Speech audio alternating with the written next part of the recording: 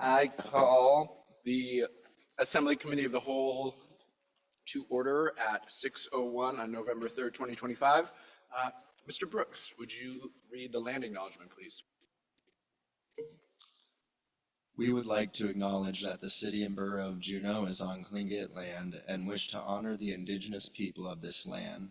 For more than 10,000 years, Alaska Native people have been and continue to be integral to the well-being of our community. We are grateful to be in this place, a part of this community, and to honor the culture, traditions, and resilience of the Tlingit people. Gunishish. Thank you, Mr. Brooks. Ms. Hirsch, would you note the roll and maybe for anyone online do a sound check or a verbal check? All assembly members are present. Ms. Atkinson, can you do a sound check? I can hear y'all. Can you hear me? Yes, we can. Thank you. A quorum is present. Thank you, Ms. Hirsch. A motion on the agenda, Madam Mayor. Thank you, Mr. Chair. I would like to make one change to the agenda, and that will be I'm going to pull the Visitor Industry Task Force VITF2. It's not quite ripe yet, so we won't be doing that today. Okay. So with that, I make a motion to approve the agenda as amended. Very good. Any objection? Seeing none, that approves the agenda. Next, we have the September 8th minutes. A motion, Mr. Kelly. Thank you. I move that I move to postpone approval of the minutes to the next regular meeting of the Committee of the Whole and ask for unanimous consent. Maybe if you wouldn't mind, let folks know why you'd like to do that. That's all right. Sure. I did notice a little issue on page 6 of the packet. A little question that I'd like to let the clerks discuss and sort out before we formally approve the minutes. Thank you. Any objection to that motion? Seeing none, those minutes will hold over. That brings us to agenda topics. 4 items tonight. Actually, excuse me, down to 3. All of them insignificant. Let's see. First, we have the West Douglas Master Plan and Gold Belt Corp. I won't read the full topic, but that's the beginning of it. Madam Manager, we were going to have a discussion on the memo from Director McLean. And then I guess maybe just one thing that my understanding, this is obviously a big project, a big process. There will be more discussion on certain pieces of the process later, but tonight the desire from staff is to focus on the master planning and possible MOU. Is that correct? Yeah, thank you, Deputy Mayor Smith. I'll invite Director Lawhorn up to go through her memo, but while she's coming to the table, just outline a little bit the purpose of this evening's meeting. We have not received a final application for this project. You have a draft application in your packet, but we really wanted to give the Assembly and the community time to think about how you as a body would interact with this proposed project. And so Director Lawhorn is here to walk you through that, and Attorney Lane is also here to kind of help understand what your role is, because of course your role is different than the role of the Planning Commission, and it's difficult sometimes to understand like where their jurisdiction ends and where yours begins. And so that's why we are really looking for 2 actions from the body tonight. One is to approve moving forward with master planning for West Douglas as the city, because there's a lot going on there, not just this development, and a lot of potential there. And the second is to move forward with a MOU with Gold Belt for city services that they will need for their development. And so keeping that conversation in kind of the assembly realm. Both of those items, should you move to move forward on them tonight, will stay in the Committee of the Whole and you will see them. We just really wanted to have an opportunity to have that conversation. It's a big project and understand kind of how we fit in. So unless there's any questions on how we're going to proceed through this topic, I'll hand it over to Director Lawhorn. Oh, yes. Pardon me, just one moment. Mr. Kelly. Thank you. I just wanted to disclose for the record that both of my stepchildren are Gold Belt shareholders. I have had a conversation with the attorney, and she has assured me that I do not have a conflict myself. So if there's no objection from the rest of the assembly, then I will not be recusing myself. Thank you, Mr. Kelly. I guess just a quick question for me, and hopefully maybe helps the assembly. There is something about the CUP application, or like CUP application in the packet, but that is not something we need to discuss tonight, and potentially shouldn't discuss tonight. Anyway, good, just to help us, because I know we're all thinking big, but just to help us frame it in. Yeah, so what you have in your packet is overview of the application. So they have submitted a draft because there's lots of back and forth, of course, with staff on, what we need for the project. So it's not the final submission, but it's the best overview that we can provide you in the applicant's words of the project. And I think maybe if you let Director Longhorn walk through the memo, she can help you understand those roles of like what's the assembly's role and what's the planning commission's role, and she'll do a better job than I'll be able to. Thank you, Madam Manager. Director Lawhorn, thank you. Thank you, Mr. Chair. I will do my best to do a good job this evening. So where do we begin? So as you know, for one, we have the comprehensive plan underway, and I do want to acknowledge that we have our staff here tonight, and our consultants, Cascadia, which is great. They were listening in. We're here doing scenario planning this whole week with them, and have a lot of public engagements scheduled looking at scenario planning, which all of it eventually leads down to the West Douglas Master Plan and Gold Belt's development and the city and borough's future development on West Douglas as well. And I do know that for some time, people on Douglas have been asking for plans. And when the comprehensive plan was last undertaken in 2013, it laid out the different areas to be undertaken and the orders in which to do so. And believe it or not, we are marching along quite well to those orders or directions that we have been given. And as the Lands Committee heard earlier this evening, we have wrapped up the Douglas West Juneau area plan. And so while timing, from a staffing capacity and so forth may not be the best, we do have so many opportunities, and I like to think of them as opportunities, lining up right now to look at West Douglas. One, we're looking at the comprehensive plan. We're working on that. It's underway. So that's going to bring everything up to that high level that we would like the assembly to be at and operating at. It's a strategic level, if you will, for you to be looking at, and the policy setting level, if you will. And so when it comes to then working on sort of the West Douglas master plan, normally you would hope that the comprehensive plan was complete. I would say that one thing we have been good at over the years here in Juneau, though, is doing public engagement. And plan after plan has identified the same issues, honestly, time and again. It's quality housing for all. It's employment opportunities. It's education. It's safe community. It's what we all want. And so I think we have enough to start moving on West Douglas as well. And we're getting a bit of a nudge from Gold Belt to do so, and we can work with that. The comprehensive plan does identify new growth areas. Parts of West Douglas are a new growth area. There's a little debate to say whether or not the Gold Belt's phase 1 is or is not. At the end of the day, I'm not sure it makes much difference, because one way or another, we need to have the same information to move forward. So the comprehensive plan and the code say that in the new growth areas, which again, fuzzy if this one technically is, but in those areas, phase 1 can begin, even if you are in the new growth area. So to be clear, there is a path forward for a development to begin while the master plan process is also underway. I think there's the opportunity for CBJ and Gold Belt to work hand in hand. It's going to take effort on both sides. It's outside the urban service area. I think that's the one important element that the Assembly and the Commission have to remember. And the key part of being outside the urban service area is generally, we don't plan to service you, right? We don't plan to bring you water, public water. We don't plan to bring you public sewer. We don't intend to, deliver waste management services or have the private entities do so. It's not planned for.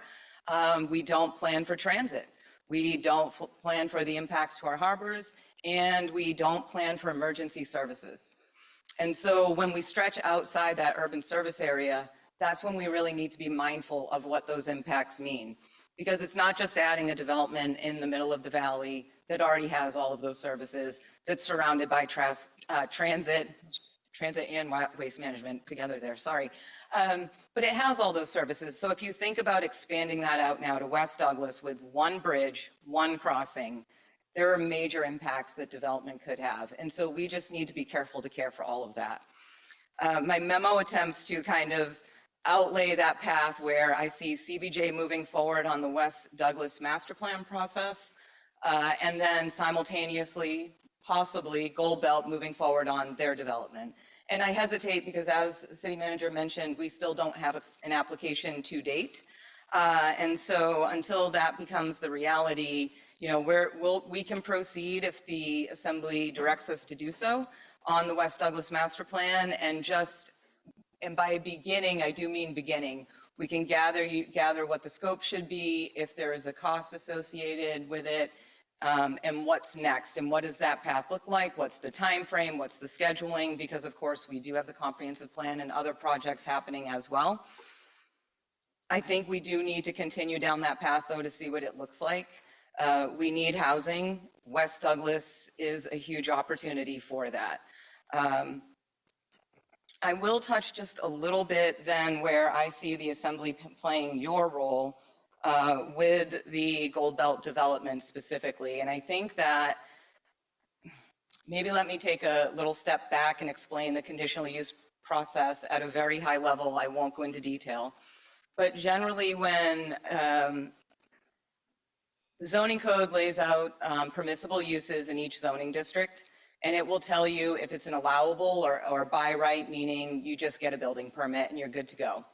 It could be minor development, which is sometimes my approval if it's on the land use side, or it could be a major development, which then goes to the Planning Commission. When it comes to a conditional use permit, that means that the assembly, when you adopted the land use code, based upon the comprehensive plan, hopefully, that you adopted into code the uses that you think may work in that zoning district. But you've noticed that maybe there's something about them that needs a little conditioning or conditions to make them work with each other well and balance each other out. So for instance, you might have single family housing. You don't want them right up to industrial uses. So you might have conditional uses that aren't housing that you would allow in an industrial zone, bless you, instead. I hope that's kind of clear. So essentially, everything that Gold Belt to date, and at least what we've seen, it falls under the TPU. It would require a conditional use permit, which means it goes to the commission. And I will say that generally speaking, because there's always the outlier, generally speaking, if something can apply for a conditional use permit, then the odds are good that it can be approved because it should be conditioned to fit in that zoning district. In other words, we should have done the homework before to make sure it worked in that zoning district. If there's truly life and safety concerns, though, then that can always be a deal breaker. You could imagine if you have a school, an elementary school, and maybe there's a heavy industrial or traffic intense use that you wouldn't want right next door for safety reasons, that could likely be a condition to deny that permit. But it really would have to be of that realm. So what that means is that, one, we want to ensure that Gold Belt applies with a complete and full application. And so when you have a conditional use permit that is phased development, and that's what this will be, phased development, Gold Belt owns a lot of land on West Douglas. They're only looking at a small piece of that for phase one. However, that doesn't mean we just permit and look at phase one. We still are required to look at the entire land area and the future phases and what the build out brings. So In some ways, having a master plan fully completed helps developers because then they can rely on the plan and that information to build out what their build out would be, what they need for sizing for their water, for wastewater, what do they need for waste management or emergency services. That would be done. Because we're working in this initial phase of this first development in this area, there's a little bit of back and forth. And so as the applicant developer, then it will be on Goldbelt to provide that full build out and analysis for not only phase one, but future phases, at least in detail enough for the commission to make a thorough and thoughtful decision, have it conditioned well, and make sure that we are caring for all these services that we do not currently provide to this area of the borough. A couple more things that I do want to hit on is that through the conditional use permit, and I want to thank Attorney Lane for flagging this again today, there are commitment letters. And so the commission can require commitment letters from the developer, and those would look like agreements between, for instance, engineering and public works for providing public water, for providing public sewer, and so on.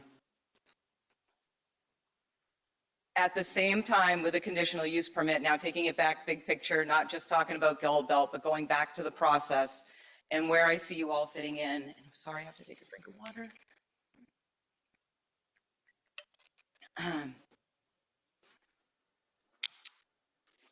As some of you know, appeals are a process. They are a lengthy legal process.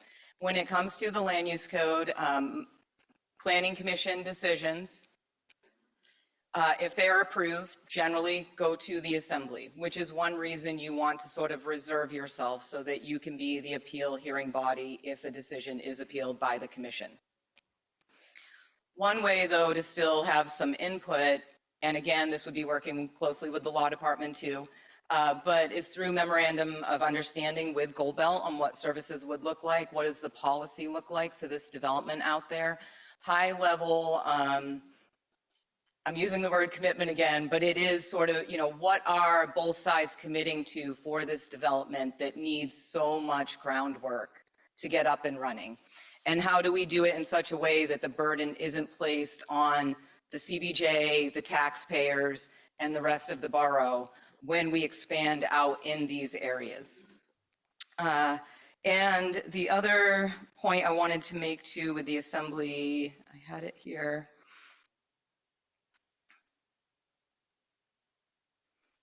I think I more or less said it, but really I see your role in this is caring for sort of the long-term impacts and mitigating for the future development, not just phase one. I'm happy to go into more detail, but without, again, a full application, a complete application submitted, it's still a bit nebulous. So you have my meeting notes, you have what we discussed. To be clear, I did see the letter from Goldbelt submitted this evening. The meeting that myself and Mr. Rob Dumichel had on October 21st was with Port of Tomorrow in Turnagain. And my understanding from that meeting was that they were representing Royal Caribbean. Goldbelt has now said that they will be applicant and of course are the landowner. That wasn't being debated before at all. They can be both. It can be that they're the landowner and someone else is the applicant. That happens frequently. It's not unusual, but that will be their choice on how they proceed and how they handle the application when it comes time to submit. And I would just say that at this point, we look forward to an application so that we can start responding to the actual application, not sort of these just discussions and conversations that people are having. But I do appreciate the time this evening to clear up where we're at and just to make clear that as of today, still no application has been submitted. And so this is our best information to date on what the Assembly and the Planning Commission will be working with. Thank you. Thank you, Director Lawhorn. Did we want anything from the city attorney first or just? Good. Okay. Excellent. So we see the two desired, directions from staff, but questions from the assembly. Mr. Steininger. And this might be kind of an impossible question to answer, but once we get a conditional use permit, kind of timeline-wise, sort of what should we expect for the lengths of time, all that review, the planning commission process, all of that? Kind of, is there a reasonable amount of time we should expect this to take? Through you, Mr. Chair. That is a great question, Mr. Steininger, and I'm not sure that I have a good answer. It really will depend upon the amount of information and data that the applicant submits. So if they have already conducted a full and complete traffic impact analysis that satisfies both CBJ and DOT, that could shave months off of their time frame, because a TIA can take months to do. I would hope that they have already done that. I know, for instance, they need a floodplain development permit. I do know that they have been working on that though already, and that is underway. But it really depends. I think the biggest question I have is the build out and the analysis for the phasing and how much of that work they have complete. Once we've deemed the application complete and we've taken it in and we begin that review and send it out for agency review, I would think at that point, once we've deemed it complete, about 3 months or so is usually how long it would take to schedule and get before the Planning Commission and get to a decision. Ms. Euskandis and then Mr. Brooks. Thank you, Mr. Chair. Thank you for all of that, Ms. Lawhorn. It's challenging doing the jump around, so I think I know the answer to this question, but I'm just going to talk through it conceptually. It's always nice when you have a really easy example, like school, industrial, no. And I fully appreciate that in general, not promising anything, but in general, if you can do a conditional use permit, then generally you should, barring something health or safety or really over the top, you should get that permit. Something like, I just want to restate what I think I'm hearing you say, lacking commitment letters. If someone is saying, no, we're not intending to provide you, we're not expanding water or sewer services to you, and it seems like what you're proposing requires water and sewer, then that would also be something that would be a barrier to getting a permit. Is that correct? Yes, that would be correct. Okay, thanks. Mr. Brooks and then Ms. Wall. Yes, thank you very much for being here and providing us with all this information. You said that there's no applications to date. Has there been any type of paperwork turned in from Gold Belt related to this project with the city? Through you, Mr. Chair. Mr. Brooks, what we've, the information in tonight's memo, that draft application, was the information that we reviewed, Mr. Dumichel and I reviewed with Port of Tomorrow and Turn Again on October 21st. And that's the only, it wasn't submitted. Nothing has officially been submitted or provided to the department. Ms. Wall. Thank you, Mr. Deputy Mayor. I will say I'm still trying to formulate my question, I think, because I am feeling, pretty not ready to make any motions tonight. I feel like there's so many different ways this process could happen, and it feels like we're moving quicker than I was expecting, which is me. But the recommendation to move forward with a master planning process, looking at this, it looks like there's some debate about whether a master planning process is required or not between us and the applicant, potential applicant. And so why not just let the commission figure out whether that's required or not before moving forward with anything, as opposed to, trying to move forward with something that we think is probably needed. Through you, Mr. Chair. Let me clarify if I misspoke earlier, Ms. Wool. It's not that the code allows an initial development to begin, or an initial phase of a development to begin as a master plan is developed. And so the applicant can proceed with their phase one of their development while a master plan is drafted. That's how the code is written. And so I think the difference is that we're saying CBJ would like to drive the master planning process because it's not only Gold Belt's land that would be included, it's also the city and borough's land, and it's critical land for us. And we want to be the drivers behind that master plan while working closely with Gold Belt on their development, of course, as well. But we also have a lot of our land and other resources out there too. Follow up. And so, I mean, if we don't move forward with the master plan, does that negate their ability to move forward?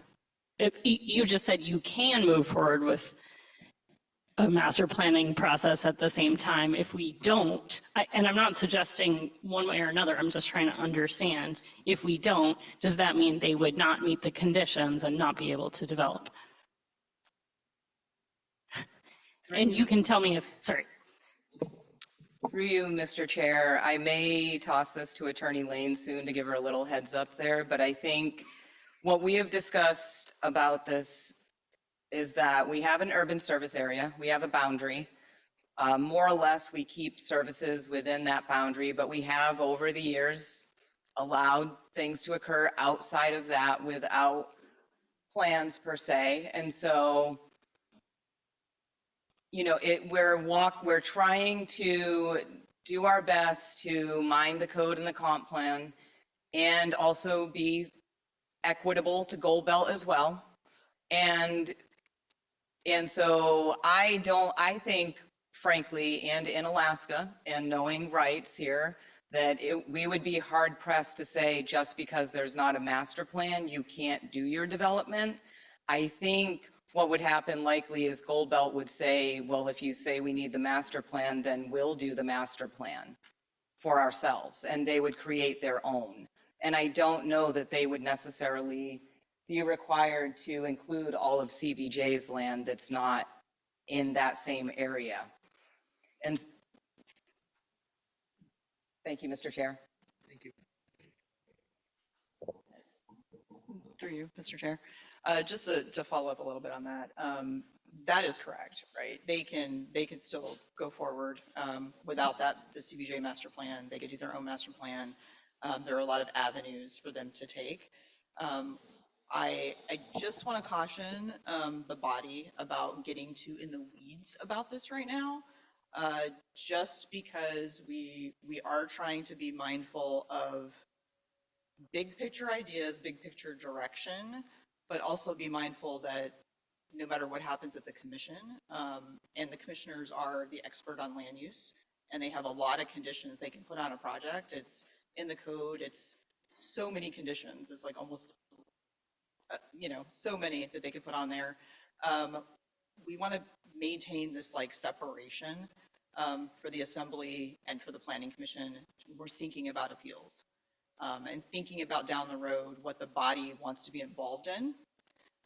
If the body doesn't care if they are involved in things later on and don't care whether they hear an appeal or part of that process, then the body could get as involved as they want to with the conditional use process with the planning commission. However, our legal advice would be to try to keep those separate and go the MOU route for big infrastructure items, big things, that you would like to see with Gold Belt, and let the planning commission take care of the conditional use permit and keep those separate. And I can elaborate more on the appeal process if necessary. Just so I'm clear, was Ms. Wall's question too, was that kind of just a general warning or That was was that just like a specific? general, Okay, okay. right, I like didn't know if that as the specific question questions was- are okay. kind of coming Okay. in and they're getting like maybe a little more specific about Gold Belt in particular. I just like, we need to just, be mindful Okay. of the big picture versus Gold Belt in particular. Very good. Thank you, Ms. Lynn. Mr. Kelly. Thank you, and I'll try to avoid getting in the weeds, but I feel like this extra little follow-up probably would drive this home for me. So it sounds like, if I'm understanding correctly, Gold Belt can proceed if there is no master plan. An applicant can proceed if there is no master plan. An applicant can proceed if a master plan is in progress. But once a master plan exists, an applicant would be then bound to the master plan, and the planning commission would set conditions accordingly. Is that correct? I think I was directing it towards Ms. Lane, but either Ms. Lane or Thank you, Mr. Chair. Mr. Kelly, I didn't quite catch the first part of the first one you said, Mr. Kelly. I agree with the rest. I do want to be clear, though, the part I didn't hear is that the applicant could proceed if they were doing the master plan as, somehow the master plan has to be moving concurrently with an initial phase. Who leads that master plan is not completely clear. It could be the applicant or it could be CBJ. But it needs to, the initial phase in a new growth area would have to have that master plan with it. Madam Mayor. thank you. I'm going to try and build off Mr. Kelly's question, but if a master plan was in place, then that could potentially condition any applicant. Through you, Mr. Chair. And so so a master plan would be similar to the area plans. And so it would, again, sort of highlight the uses and the infrastructure and roads and so forth that we would want there. And then the code would be updated as well to say, this is the zoning, these are the allowed uses, these are the this is the table of dimensional standards, and so on. And so it builds off of the master plan, but it's the code that regulates the development, and the code's based on the master plan. Thanks. I'll hop in for one. I don't know if this is the exact word you used, but you said maybe like a fuzziness on if this needs, if it's in a new growth area. Could you explain that a little bit more to me?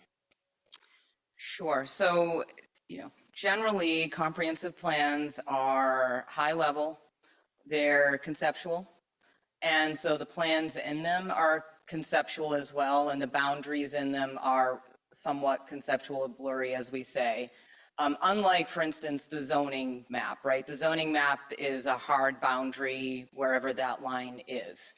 The new growth areas, if you've looked at the comprehensive plan, you'll see West Douglas and there's sort of circles drawn, but they're just sort of drawn. And there's not a whole lot of tie-in to where they should be, or it's just when development gets out there or when you start to talk about development. And so initially, it looks like, with Gold Belt with their land patents, they do own land that would 100% be throughout multiple of the new growth areas.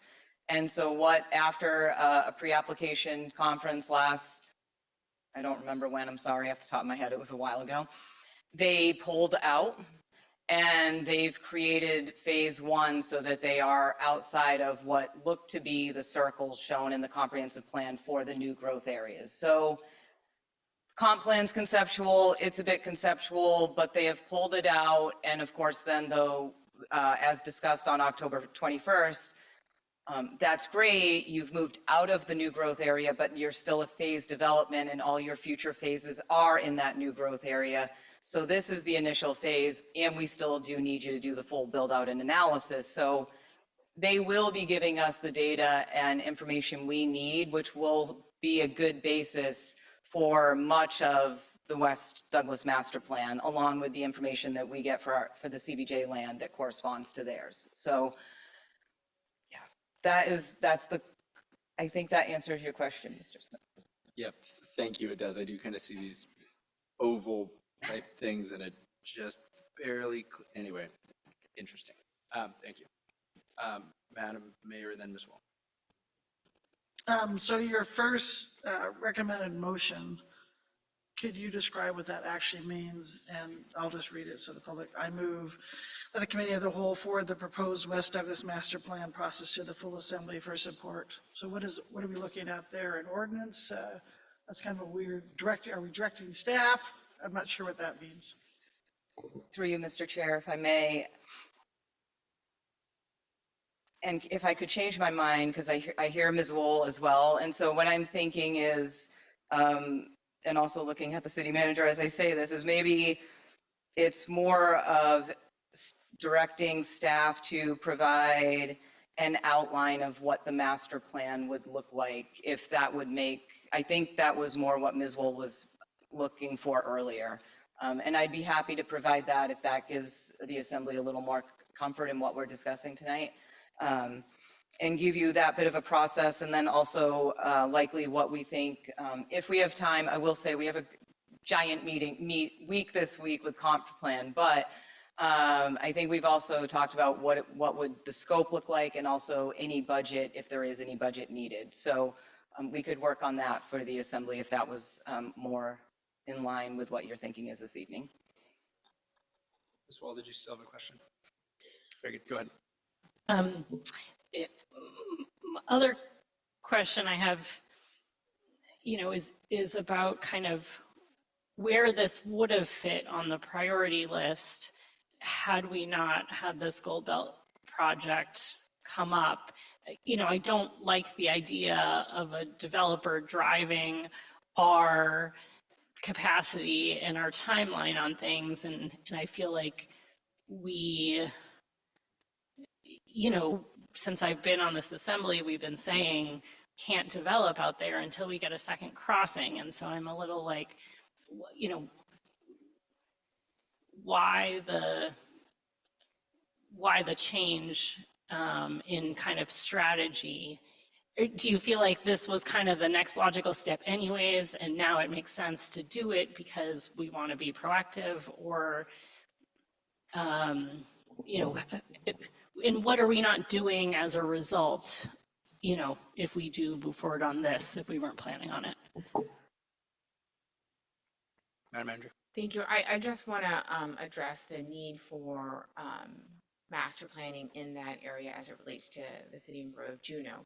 So it is a key piece in planning for a second crossing. So this is definitely a next step that we need to take as a community when we look at the prospect of a second crossing. So as it relates to city and borough of Juneau land and housing, because there's 900 acres of developable property out there, with the potential of a development out there, it definitely brings that conversation to the forefront.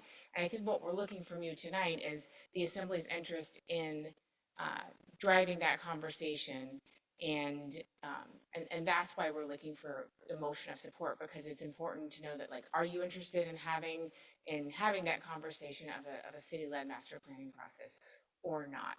So is that helpful from a process perspective? Good.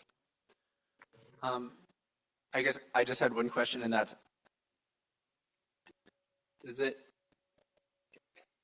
we would just lead the master plan and go, just Gold Belt, would it be typical for a applicant or something in a significant, possible development in an area to participate in the master plan or be a part of it? I don't know how, anyway, what kind of those collaborative efforts look like, and were we planning on seeing if they wanted to be engaged in it or not? Anyway, just help me with that kind of collaborative piece. Thank you, Mr. Chair. I think the intent has always been that we would be partnering with Gold Belt, even prior to my time here, I believe that's been the understanding, has always been to partner with Gold Belt, just given the amount of land that both the city and borough and Gold Belt own on West Douglas, that it just makes sense. We know that even for roads and infrastructure and housing, it just makes sense for us to work together and partner on development. Madam Manager. Just add, if it feels like we don't know what we're doing, it's because there's no typical master plan in a new growth area because we haven't done one yet. So when this section of code was drafted, it was like, let's draw some circles and we know we need to think more about it, but we're going to have to think about it in a while because what's the point of spending a whole bunch of effort thinking about it now when there's nothing on the horizon? So, in a way that means we need to be even more thoughtful and deliberative about it because we are, trying to figure out what this master planning process looks like. Very good. Thank you. Ms. Wall. I realized I asked two questions last time, one that got answered and one that I forgot about, which was what doesn't get done, moving forward if we move forward with this.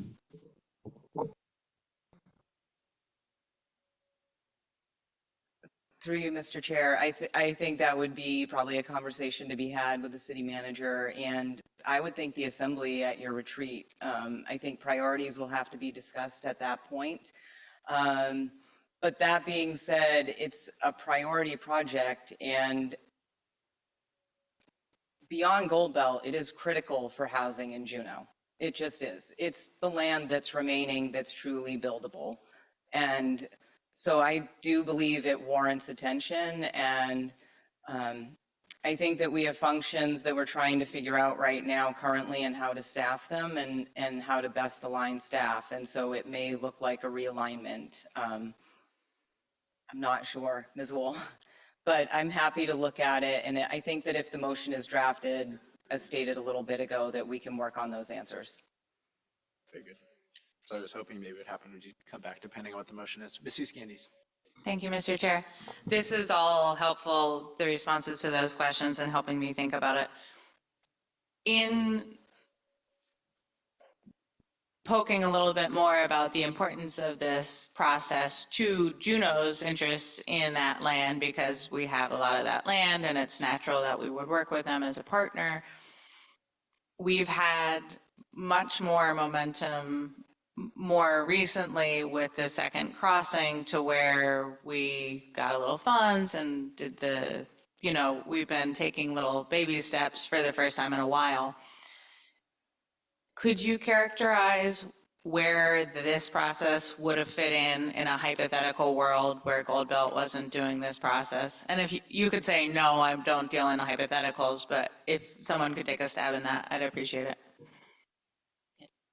Thank you. I would be requesting a CIP item for a economic development feasibility type study for this area in the upcoming budget cycle. Okay, thanks. Mr. Kelly. Thank you. I think I wanted to circle back around to something you mentioned a little bit earlier. You were talking about how since both us and the applicant have substantial amount of land in the area, that both the city and the applicant would be working a lot together. Being as that we are an entity that represents the public, I'm curious if this is known, since we haven't done a master plan before. What would the imagined involvement of the citizenry be in this? Through you, Mr. Chair. I would imagine we would have public engagement, as we always do with any of our planning efforts. And the information that I was speaking about, Mr. Kelly, I'm just referencing really from reading the West Douglas Conceptual Master Plan. I'm forgetting the title from the 90s. But that is what I'm referencing when I'm speaking about, Gold Belt and the CBJ working together and having said so. And but of course, with any of our efforts, we excel at public engagement, and we'll continue to do so. Ms. Lawhorn. Okay. Not seeing any other questions. Madam Mayor. So I don't see any questions. Can we have a 3-minute at ease so I can see what kind of motion we might be looking at? Very brief at ease.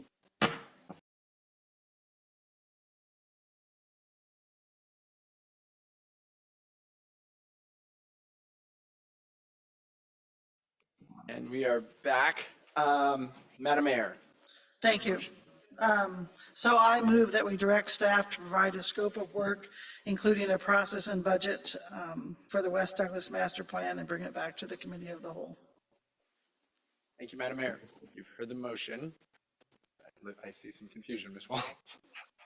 Not confusion, but I hate to object for a comment, but I think in the space of providing these guys direction, which I think is what they want, I'll say, for me, the role, what is most confusing, I think, and hardest for this body in land use planning is our role to the land use code and to legally make sure that things fit within our plans, which even if that's the Planning Commission's job, it does often and it will come to us, and the difference between this as a policy-making body. And I remember when we were talking about what was NCL at the time, became a Hoonah Totem project, we had a very similar conversation about our process moving forward, and we were very intentful about designing it so that this body is playing the right role at the right time. And so as you all come back to us with a plan, I think it would be helpful for me to understand those distinctions when, so we're not just, oh, we need to be careful about our questions, but because I can't make some of those policy calls without knowing what I can or can't, will or won't need to do, in the future related to our land use code. So I'll remove my objection.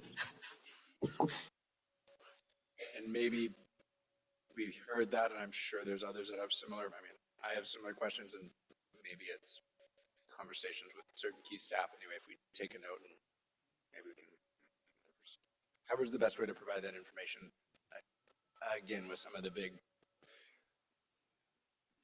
plays in mind. Anyway, any other objections to the mayor's motion? Seeing none, that motion is adopted. That was one of two. Madam Mayor. And we'll try the next one too. So I move that we direct staff to draft a memorandum of understanding for services between the CBJ and Gold Belt Corporation LLC that addresses areas of critical concern, including workforce housing, emergency services, public infrastructure, and transportation. The MOU should consider mitigating the impacts of the development and determine minimum service levels. Thank you, Madam Mayor. Miss Usgandes. I will object because I feel like for a comment and throw out some of my thoughts, and then we'll see where this goes. But I think for all the reasons illustrated throughout this conversation and through the nature of our questions, there's high level, there's process, there's knowing this exact development and knowing what we have said we need in order to develop over the last many years, and trying to reconcile those pieces going on in my head. And I feel a little bit of struggling to think of the right word, but there's a little bit of dissonance between these two motions, because we're talking about this process and the master planning and all these different ingredients we need. But we are also, when I look at the MOU, that to me sounds like a project that's much further along. That is, replicates some of our other previous policy routes when it comes to tourism. That sounds like something that's happening to me, which feels further along than these further back levels where we feel. So I don't know if anyone has a comment on that, but that's where I'm at a little bit, to where I feel very comfortable with where we went with the first one. And I even would have been okay just moving the first one as it was written. But I have a little bit of concern about this, and I'd be happy to hear staff comment on that. Director Lawhorn. Thank you, Mr. Chair. I appreciate the comments, actually, because I think when we first intended to be here this evening, we anticipated having the application. And so we thought we would be able to give you better guidance on what your MOU may look like or specific examples. And so just by leaving it at water or wastewater, that's not that telling for you, and I can appreciate that. So unless I'm missing something, and the manager could tell me as well, but it may be if we're coming back to you at our next cow anyway, that maybe this motion isn't quite ready tonight since we don't have an application yet, or more discussion on the master plan process too. So maybe those two things would help. And maybe we're just not there this evening for this motion. Ms. Wall, oh, sorry. Ms. Houston, anything else? Oh, Madam Manager, go ahead. Thank you. I just want to clarify, part of our intention on driving the conversation to the MOU is because this is decidedly in your lane. And so that's why when you talk about those different hats and responsibilities, that's why we're wanting to get your input specifically on conditions of an MOU, and appreciate, Director Lawhorn's comments saying you might not be ready to do that. But that's what you should be thinking about when you think about how do we, as the policymaking body and not the land use body, engage in this project. Ms. Wall. Thank you, Madam, Mr. Deputy Mayor. Hearing that from Manager Kester, I feel like even stronger agreement with Ms. Huskini is that this is too soon. I think, and I do think as you come back to us with more on the process, it'll be easier for me to grasp if this is the right way. But to me, I think the public will take this as we're moving forward on a project, and that is not the intent that I think I want the community be taking from these conversations. We have a lot to figure out, and we do need to be having these discussions about what the city would need to mitigate impacts of any potential development. But this is a potential development, and an MOU makes me nervous. Director Law. Thank you, Mr. Chair. If it helps, truly this evening was about, and I should have maybe just opened by saying this in hindsight, it was about setting the stage for all of us. And so we know we haven't discussed this at any real length. And so tonight really was, I fully appreciate your perspective, Ms. Wool, that it seems like we're already down this lane, assuming that something has happened and that a permit has been approved. I would say, no, please don't think that. In fact, from staff's perspective, our intent on coming before you tonight was to set the stage and say, hey, this is coming. This is a huge deal. It will be hugely impactful to the entire community. And we want to start setting the stage for you of what's to come and what you need to be thinking about and what the, a memorandum of understanding services could look like as this proceeds. But I did not want to be already taking in a conditional use application, have it before the Planning Commission, and then say, oh, by the way, this is coming to the commission in another month. Do you want to talk about an MOU? So that was what I've been trying to avoid, and with the manager trying to avoid. So by all means, not trying to get out ahead of the decision, but trying to get the information out that you will have to be deciding on soon. So thank you, Mr. Chair. Thank you. Mayor Weldon. I understand both Ms. Walls and Ms. Huskini's concern, because I don't want it to look like we have accepted this project in any way, shape, or form. I think it still needs quite a bit of work, but I do hear what staff has to say, and I think we need to get out ahead instead of postponing and waiting for it to come to us, that we have to rush it so much. So beginning to draft does not mean that it's going to be done at our next meeting, but I think I think both parties need to start identifying some of the complex ideas or services that they need to come up with. And so I think we should start working on this now. So I was going to pull the motion, but I think I will keep the motion out there and see what the rest of the body thinks. Thank you, Madam Mayor. Ms. Candies. Thank you, Mr. Chair. I'll jump back in and say I appreciate that both of those were very helpful responses. I do appreciate that Manager Custer saying, I want you to be thinking about this, and this is your tool, so do put this hat on, and this is where we'll put the concerns you have, or this is where we'll deal with those. And I appreciate the mayor's comments. I understand, to some extent, I know, I think I know that the manager is already thinking about this, so then I ask myself, what's the difference between the weight of a full assembly saying, we direct you to draft this thing, we want you to be spending your precious, so overburdened time on this particular thing, and I'm not sure I'm there yet, but I will say I feel a heck of a lot better personally based on those two answers. I'll leave my objection on, I think, just to reflect that where I'm at, because I think that's important that we all are at, but I do appreciate all that. Thank you, Ms. Candies. Mr. Brooks.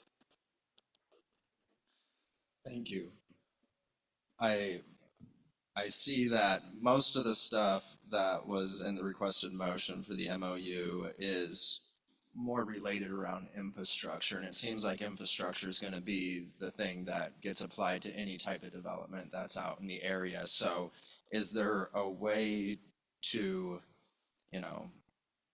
not necessarily an MOU, but some sort of more just general area understanding? And I don't know if that would be the proposed West Douglas master plan and refining that, but just the way I'm interpreting it is that it's a guideline for the base level infrastructure for any type of development, regardless of who the developer would be. Not necessarily, just an MOU for Gold Belt, but we need the infrastructure out there. Is there a way to make that more encompassing beyond just an MOU? Madam Manager. Thank you. So I think our intention would be a very specific MOU with Gold Belt for very specific city services. I totally appreciate the hesitation, and as I think through this, I'm like, oh, I should have edited it this way and done put it before you this way, because I 100% agree with Director Lawhorn that we do not want to give the public the impression that there's anything pre-decisional here, especially without a full application. We just want to give the public the confidence that there will be lots of process and that an opportunity to weigh in on this. So I think that the motion as stated by the mayor, or something softer that's like, let's keep talking about this and bring me back more information, manager, that is how I would take that motion, is at our next opportunity, bring you back, okay, here are some things you should be thinking about. Body, what do you have to add to this list? Because that's what we need to start doing, is thinking of how to address your concerns, how to address community concerns. So to answer your specific question, Assemblymember Brooks, this motion, unlike the master plan, which is very broad, would be very specific. Thank you. Ms. Hall. And to speak in support of the motion, I think by doing so, that allows the manager's office to begin working on this and bring something back to us sooner, to allow us more time to deliberate instead of, having to rush through the process. So I see this as a positive in giving us additional knowledge and information to go off of. Thank you. Thank you, Ms. Hall. I'll object for the purpose of a question. And you may have said it in there, Director Lawhorn, when in like another similar project, if there is, would we be starting an MOU, or anyway, where in a process of a project does this type of MOU happen? Thank you, Mr. Chair. To my recollection, I can't think of any other than the NCL doc, right, had, I believe, MOUs maybe with that one. But the reason that it's being triggered in this instance is because the development is occurring outside the urban service area where we don't have services provided. Typically, when we're reviewing applications for development, they're within areas that are on those services, or they're reasonable, right? Or not unreasonable, not that this is not an unreasonable development per se, I'm not saying that. But if, for instance, out the road, you put in one single family home and you're on septic and you have well water, however you have your water here, right? It's not as impactful. And we don't have large subdivisions being built that way either, but if they meet those minimum standards, then that's providing the services needed. The difference here is that it's outside the urban service area and we don't have any services there currently. We would be bringing everything to this site. Thank you. A follow-up. The proposed Klingon-Haida development up Eagle Crest Road, that's outside the urban services boundary, right? And if so, do we have, or where were we with doing something like this with them? Maybe a different situation because they're sovereign, but anyway. Through you, Mr. Chair, I think your last point is the correct point. And then also, I don't know off the top of my head if the urban service area goes, thank you.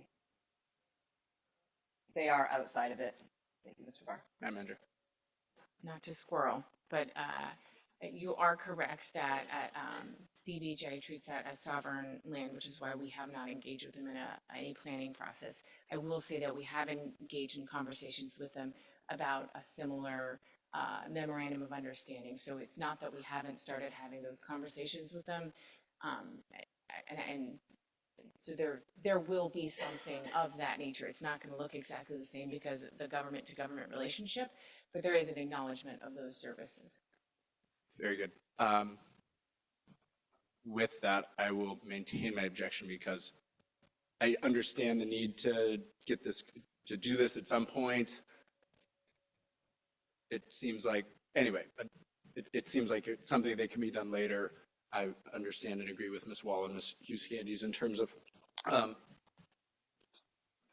anyway, optics are understanding by the community, so I'll maintain my objection. Thank you. Mr. Kelly. Thank you. Nice parliamentary inquiry. So if it sounds like there's some people who are interested in considering this at a later time, if we were to vote down the mayor's motion at this point, would that preclude us from doing that? Or would it maybe be better to move to postpone this to a later date? Ms. Lane.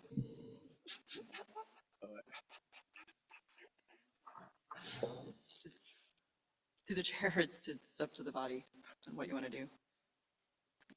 I guess my question is, if we did vote this down at this point, we would not be able to take it back up unless we had like a motion to postpone it.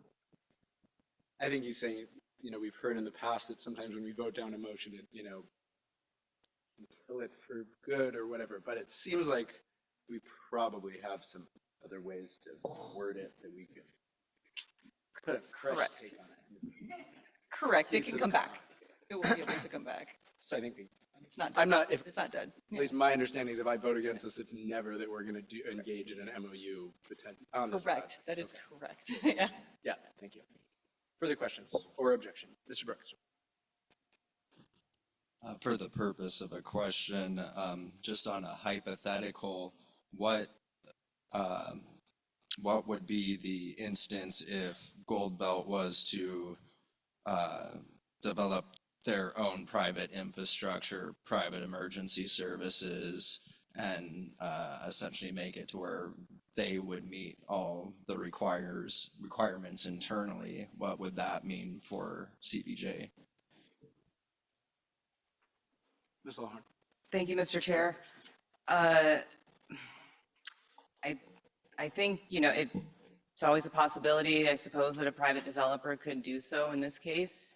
I do still think that eventually you have to leave West Douglas, whether that's to be transported to the hospital, which You know, we see the cruise ships out our window every day. I don't think a day goes by that CCFR is not in attendance at each cruise ship waiting to take someone and care for them.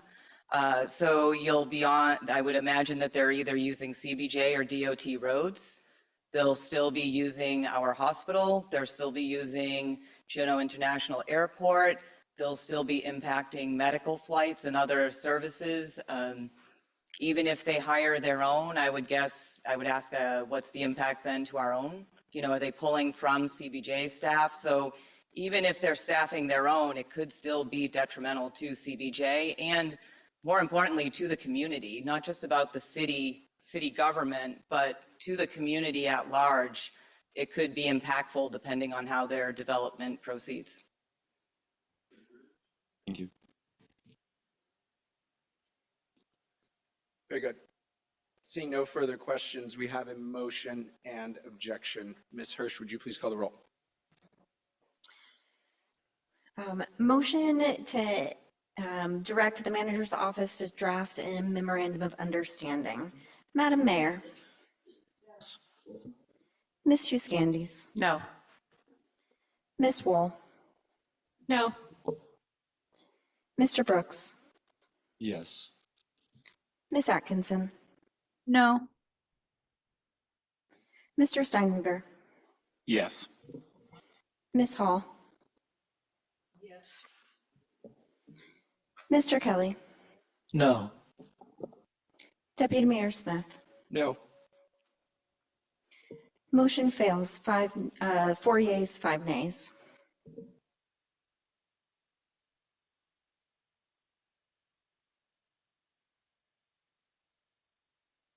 It's me. Do you have what you need on this first topic, Madam Manager?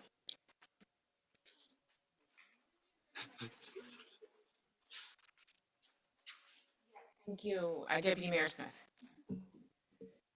The next topic is regarding tourism. I'm sorry, I'm just struggling to find my agenda now. Is regarding tourism policy. We have a memo from Director Pierce. From what I could see, it is for information only and time to ask questions. Is that the desire here, Madam Manager? Thank you, Deputy Manager Smith. Visitor Industry Director Pierce is calling in from the East Coast where she is at work meetings. And you are correct, this is an informational item. However, these are really key components. The two topics that we want to talk to you about, both birthing agreements and legislating limits. So legislating limits on both the number of ships and the number of visitors. And so we just want to have an opportunity to answer questions that the body has on that, as it's another tool that you have as you try to sustainably manage tourism for our community. So I would, with your indulgence, hand it over to Visitor Industry Director Pierce. Of course. Thank you, Madam Manager. Director Pierce. Thank you, Mr. Chair. Can you hear me okay? We can hear you, or you're faint. Okay. I sometimes have issues with audio on my computer. I will do my best to project. I apologize to the person in the hotel room next to me. So as stated in my memo, I'm not really planning to go over anything that isn't outlined in the memo tonight, maybe add some nuance to that discussion and take questions. As Deputy Mayor Smith stated, I'm not asking the body to make any decisions tonight, but I do feel like how this development consideration fits into our overall tourism policy and some of the big picture policy things that we've been talking about for a long time. It's relevant and necessary to have this conversation now. So as you know, as the body knows, we're one of the few ports in the world that has cruise ship limits. Particularly, we're one of the few with a mix of public and private infrastructure that has limits. If you own all your own things, you can just decide how many ships and passengers can come. Our situation is more complicated, and that's true throughout Alaska.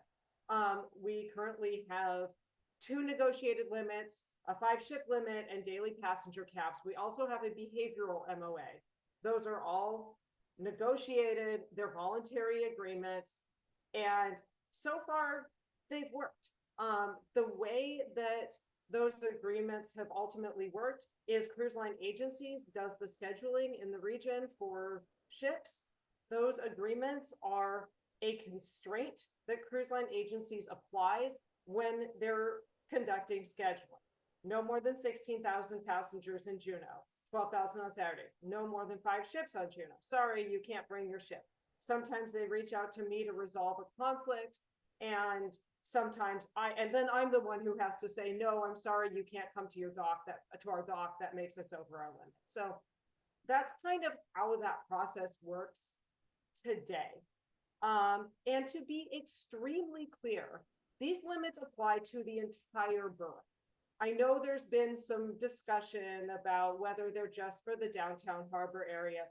They apply to the entire borough because the impacts of the visitor industry are felt throughout the borough. And as destination managers, our challenge is mitigating the impacts of the industry, not necessarily of, the ships themselves.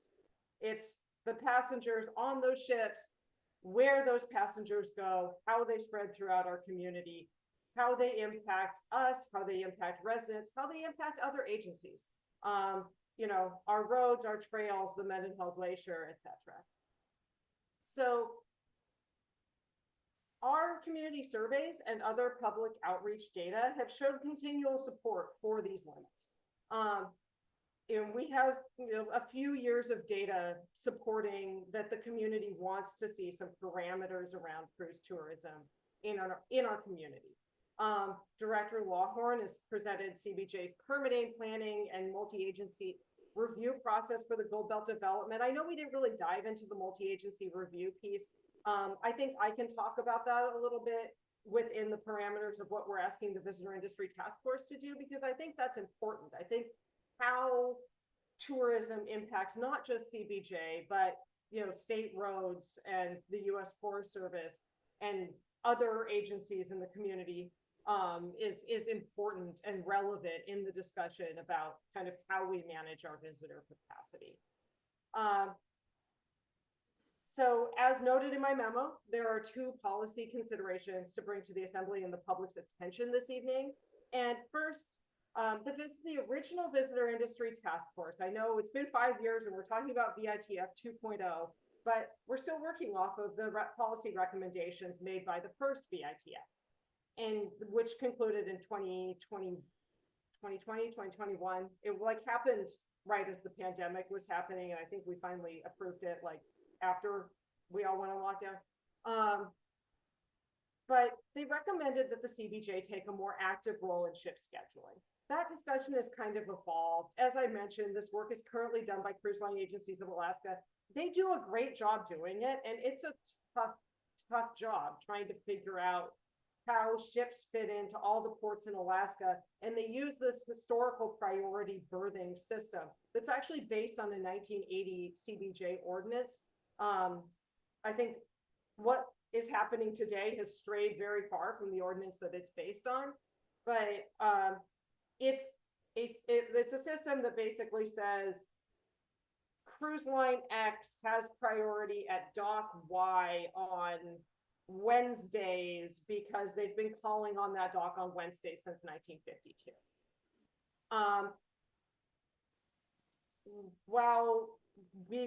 We've just kind of let cruise line agencies schedule our docks based on these agreements. We put them under contract a couple of years ago because of liability concerns, but really we have this practice. The other docks in Southeast Alaska, public docks, are scheduled through the historical priority berthing practice. We've applied constraints through MOAs, and we've kind of taken a more proactive role than we did in the past, but we're still not actively managing our own facilities. The way that we would actively manage our own facilities is through entering into berthing agreements with the cruise lines that currently call at our facilities, or other cruise lines. We could conceivably put our docks out to bid. If our goals are things like predictability and stability in our community, I would suggest that it's better policy for those agreements to kind of solidify, memorialize what we already have today. As we've had things like limits and ballot initiatives in the region, there has been anxiety among the cruise lines about getting closed out of ports where they don't control dock facilities. And for several years, we've discussed locking down our dock facilities through berthing agreements to create that predictability and stability. So reiterating that a little bit, but I think it's relevant. So rather than the constraint in CLAA's process being because of historical priority, Carnival has priority at the cruise ship terminal on Tuesdays. It would be because of an informal agreement with the city and borough of Juneau, Carnival has priority at the cruise ship terminal dock on Tuesdays. So while cruise line agencies would still be scheduling our docks, we would have more agency over our own facilities. These agreements elsewhere in the world would typically have things like guaranteed minimums for the number of calls for passengers, right? And like that's how something like, you know, the Puna Totem Dock or the Gold Belt facility might work, right? Like you'd have an agreement with a cruise line saying, if you build this facility, we'll guarantee this many passengers per year, and then that's how you make your business model. In our case, we'd want to be looking at things like the terms of all three of our MOAs. We'd want to be looking at things like relatively stiff penalties for breaking the agreement, with the assembly retaining the ability to release a cruise line from an agreement rather than it being more voluntary than what we have today. This would not change docks and harbors operation of the docks. It wouldn't change the fees that they collect. And while things like scheduling docks and berthing agreements would typically be a staff level decision, we thought it was important to bring it to the assembly, likely after to the Docks and Harbors Board, at least conceptually because of the policy implications here. So basically what we're saying is, yeah, we'll give you a long-term agreement at our docks, which all the cruise lines want. All the cruise lines that currently called are interested in entering into agreements with us. But the trade-off is you comply with our MOAs and you can be released from that agreement by the assembly. So we're working through what the terms of those agreements might look like. We've kind of bounced them off cruise lines in terms of level of you know, how these kind of port with other agreements that they've signed elsewhere in the world. We've gotten a few examples from other ports. And basically, I wanted to make the assembly aware of this discussion tonight because it is so relevant in terms of, you know, adding some teeth to our MOAs. This doesn't apply to the other docks in downtown Juneau. These agreements would not apply to the Huna Totem Dock. It would not apply to the AJ dock. It would not apply to the Franklin dock. But the cruise lines that come to our docks, which is most of them, would be, and coming to our anchorage, would be required.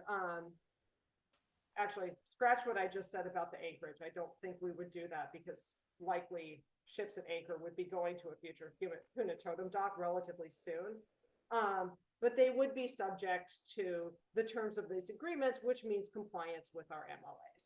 So it's one tool, and it's a tool that gives us a little bit more control over our facilities, which ultimately is a positive thing for the city and the community.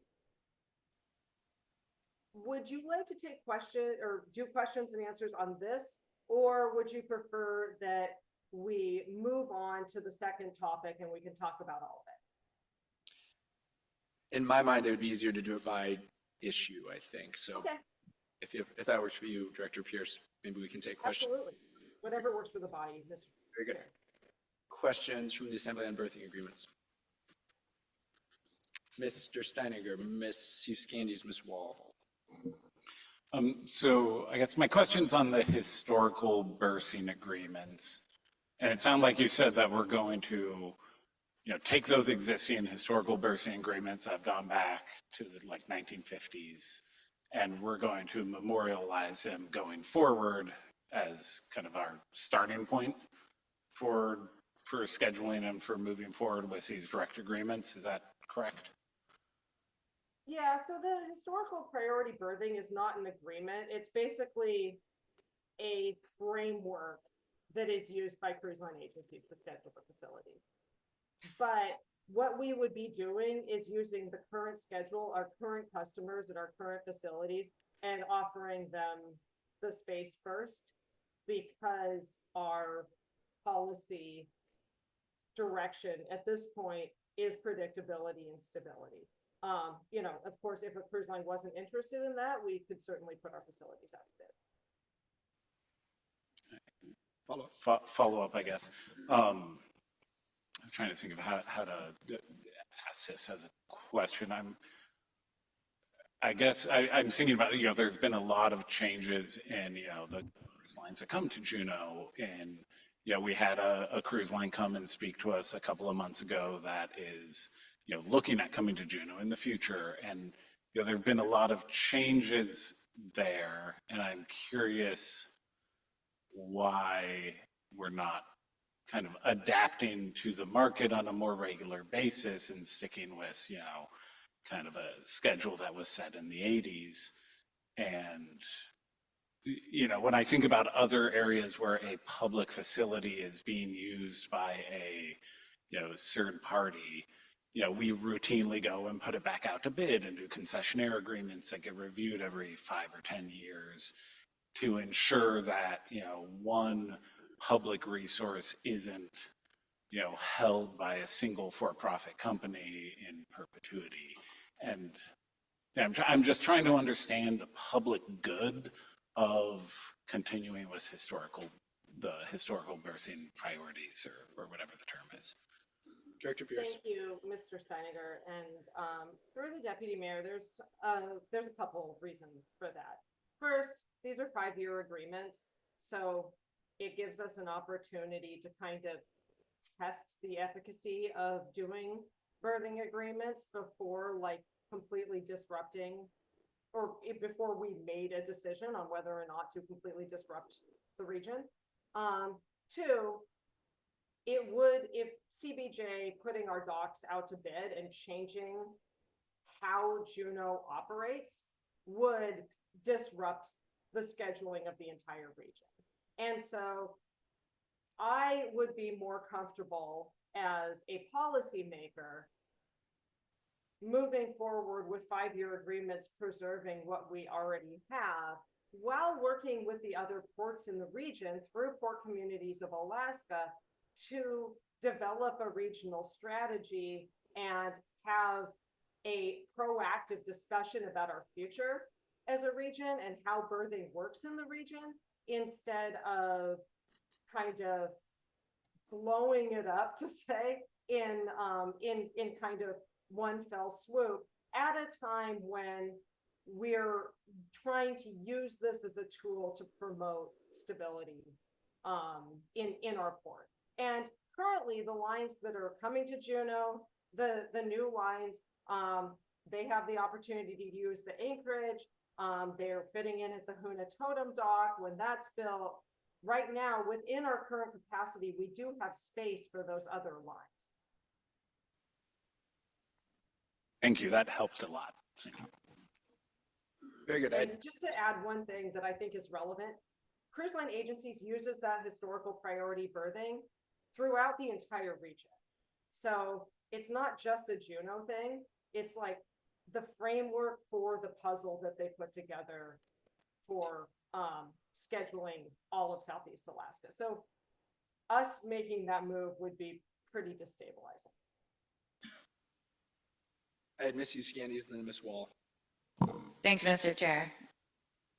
I think my question is about the terms of the agreement. Thanks for bringing this to us.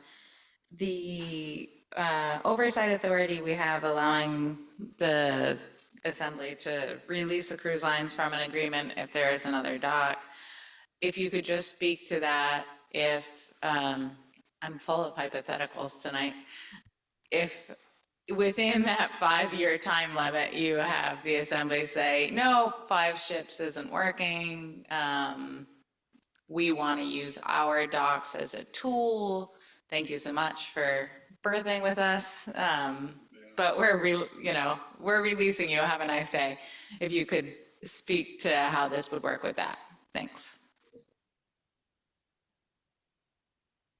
I mean, back to the predictability and stability piece, I kind of look at this as the other way around. Like, we have a proposal for 7 docks. And this is an opportunity to say, hey, you have space at our docks. And we can release you from your agreement if we support the idea of 7 docks as a community. But until we're comfortable that we do, you get to park with us. In terms of an assembly saying, we want to shut down our own facilities, I mean, I don't think there's anything currently written in an agreement that precludes that. But I see it as a hedge in the other direction. Follow up?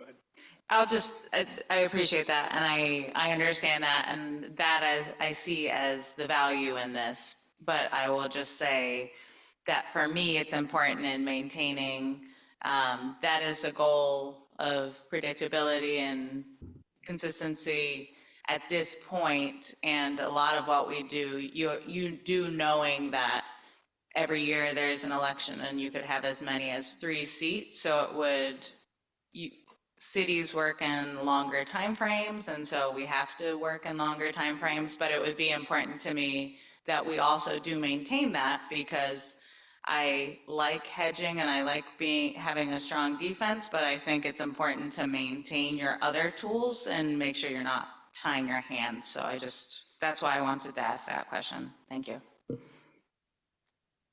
Thank you, Ms. Uscandies. Ms. Wall, and then Mr. Brooks.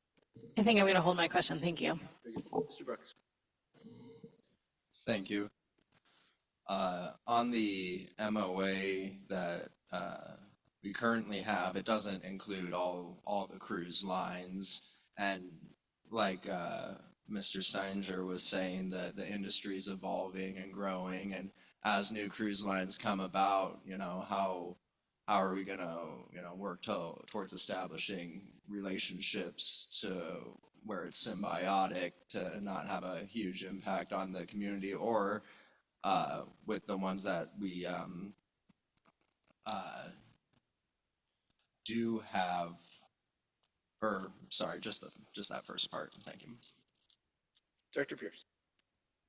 Thank you, Mr. Deputy Mayor, and thank you, Mr. Brooks.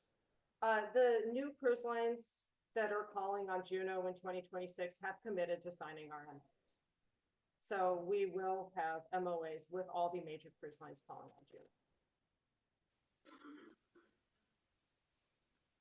And there's no possibility of another company coming through that doesn't want to be part of the agreement?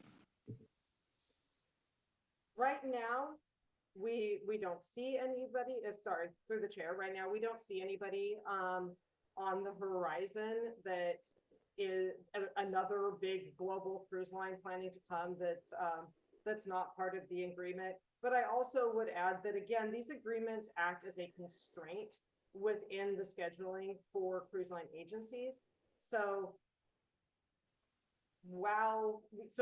we still kind of retain the ability to use those MOAs to enforce our limits. So I don't see that happening. All the major cruise lines that are in Alaska have announced plans to come to Alaska, are members of CLIA, and CLIA helped negotiate the MOAs. CLIA is committed to the MOAs. So I don't see that as an eventuality right now. And if we did, we would have several years to plan for it. And that does kind of lead me into the next item about legislation, which would be taking this a step forward so that we're not in a voluntary agreement world. Thank you. Any further questions on birthing agreements? Seeing none, good segue into legislating limits. Go ahead, Director Pierce, if you had more to say on that topic. So as stated in my memo, there was a ruling in the Bar Harbor case. For members of the community who don't know about the Bar Harbor case, the Assembly certainly knows about the Bar Harbor case. Bar Harbor, Maine passed a cruise ship limiting ballot initiative. There was a landmark lawsuit over that initiative. It was appealed, and ultimately, kind of like the ruling from CBJ's lawsuit regarding passenger fees, there was a murky decision that sided with the community. So the upshot is that communities can legislate limits with supportive data. So as noted in my memo, we have several years of community survey data plus limits that the cruise lines have agreed to. If we choose to go down the path of legislating limits, we can either be an example for other ports or we can be a cautionary tale. We'd be the first community in the country to do it. So while I don't know that this is a topic for a lot of debate this evening, we will be asking the Visitor Industry Task Force to consider long-term tourism goals for that community. An important piece of that will be the type of data we need to collect in order to support growth. And this needs to be a multi-agency discussion between parties, like including the CBJ, DOT. We had a previous discussion about how a second crossing fits into housing growth, probably also a necessary discussion for tourism growth, as well as like activity on North Douglas and then off Bay and in other areas where the industry might need to expand. The U.S. Forest Service, the Mendenhall Glacier is already at capacity, and they're doing some improvements that will increase their capacity, but that's kind of to manage the visitation that we have. Emergency services capacity, we've talked a lot about that tonight, and other infrastructure needs, just managing volume and number of people are concerns. So we arrived at our current limit based on the levels of visitation that we are supporting today. If we do legislate limits, we would want to look at future growth as like a measured and proactive exercise. Maybe not quite so prescriptive as like the Forest Service at the glacier, like 50,000 people equals a restroom trailer, but in broader terms, what does the community need in terms of kind of infrastructure and capacity to support growth?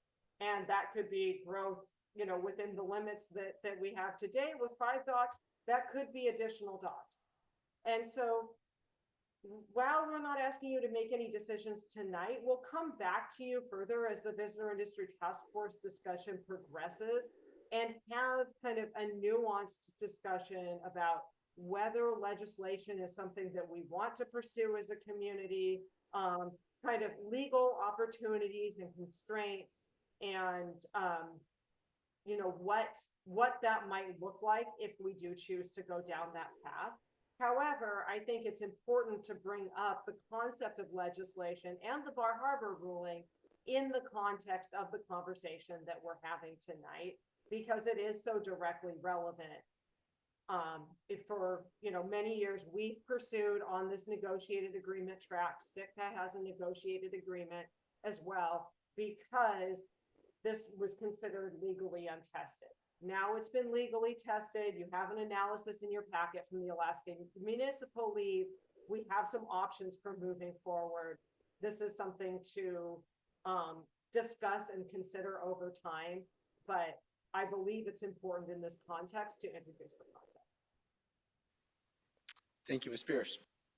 Questions from the Assembly on legislating limits? And of course, if we were to do this, it would be legislation. It's legislating part. So anyway, where to go? Ms. Hughes-Candies.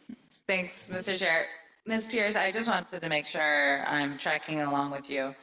when you say if we chose to do it, we'd be the first municipality in the country to do so, you're just making the distinguishing between a voter ballot or voter initiative versus council-led.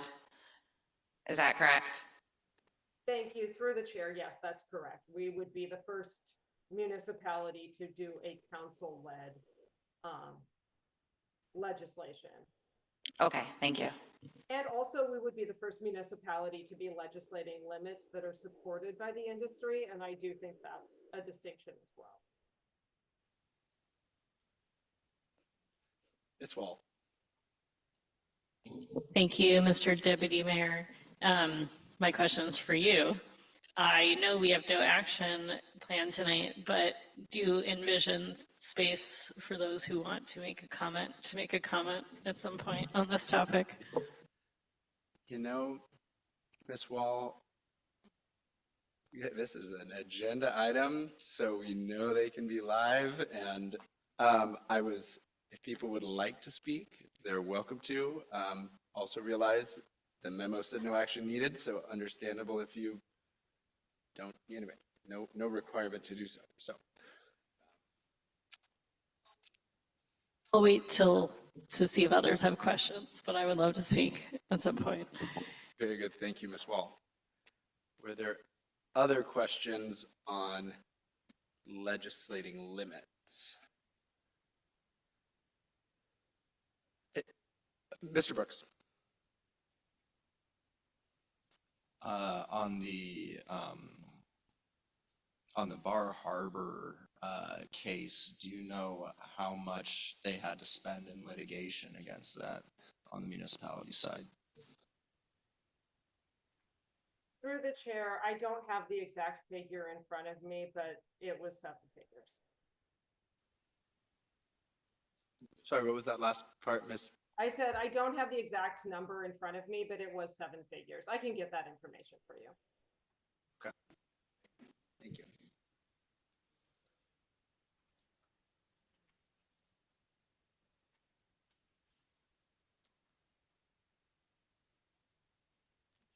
Mr. Steiniger. This might have been in the AML write-up and I missed it. Do we know if the Bar Harbor case is being appealed further up the chain? Or is that still kind of out there in the ether, might happen, might not? Through the chair, we have not seen any indications to appeal, and I talked to Bar Harbor a lot. Nobody has expressed any anxiety to me.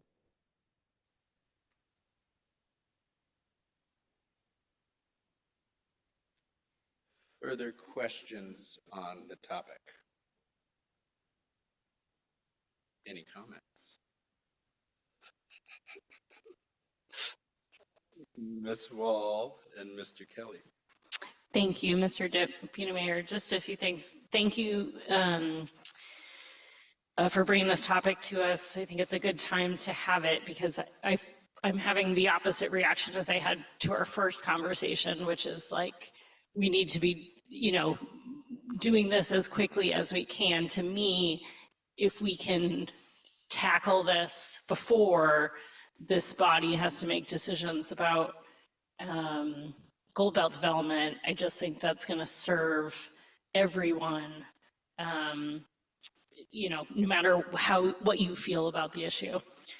The second thing I want to say is, I know we're not going to talk about the VITF 2.0 here yet, but I do think that the more specific this group can be about what they want to come out of that, the better. I think if we want to be thinking about legislating limits, we should give the body some direction because they're not a policy body. That's going to be a spooky topic to anyone who's not in this seat. And so I'm hoping we can at least, get the temperature of this body on moving forward with that before. Thank you. Thank you, Ms. Wall. Mr. Kelly. Thank you. I think that's a a great invitation because that's exactly what I plan to do with my comment. I am warm to the idea of legislating limits. I do like a lot of some of the ideas that I read in the memo offered by the Alaska Municipal League that talked about having things data-driven based off of what the needs of the community are, what the infrastructure can handle. I think something along those lines is something that I might be looking for. I think I'll leave it there for now. Thank you, Mr. Kelly. Madam Mayor. I'll just give some food for thought too. It's too early to decide how I feel about legislative limits in some way. I think they're good in some ways. I'm a little concerned with them, and I'll just speak to my concern tonight. And that would be my concern that if we limit by legislation to 5 ships a day and 2 docks do get built on North Douglas, I just don't want to see our docks sitting empty especially when we still owe money on them. So we just have to be very careful with this and be thinking of this all the way through. So, and Director Pierce said that we have memorandum agreements with the cruise lines and even the cruise lines that aren't coming here yet. And so it's a mutual agreement, and sometimes those can tend to be more binding than doing legislation. So, but I don't think that we're ready as a body to do with this thing, but that's what my worry would be is, are we legislating ourselves into empty docks? Ms. Euskandis. Thank you, Mr. Chair.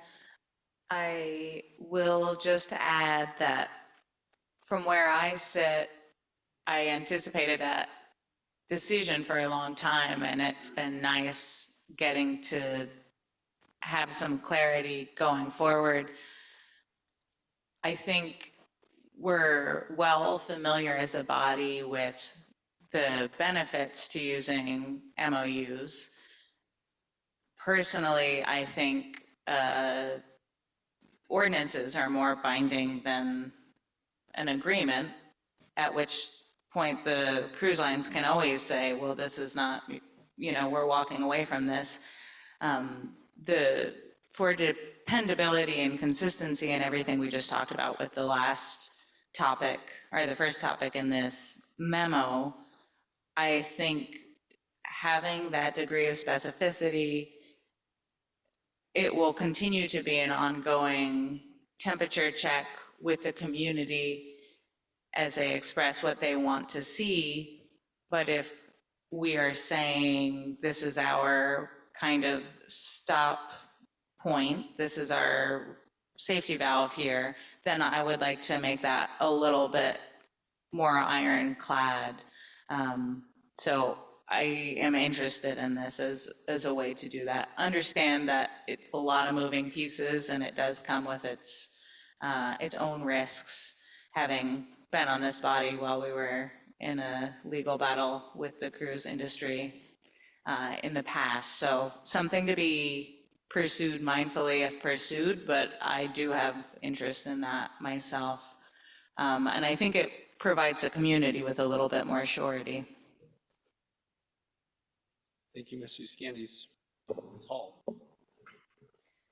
Yeah, and I do think we need to be making decisions based on data-supported parameters for sustainable growth. And so I think we need to move forward with this, and what we ultimately decide to do, at least we won't be making that decision in a vacuum. So I think in the FITF 2.0 process, this is important information to have. So I support going down this road to explore this possibility. Thank you. Thank you, Ms. Hall. Not required, but again, yeah. Go ahead, Mr. Seneger. Yes, I'll chime in.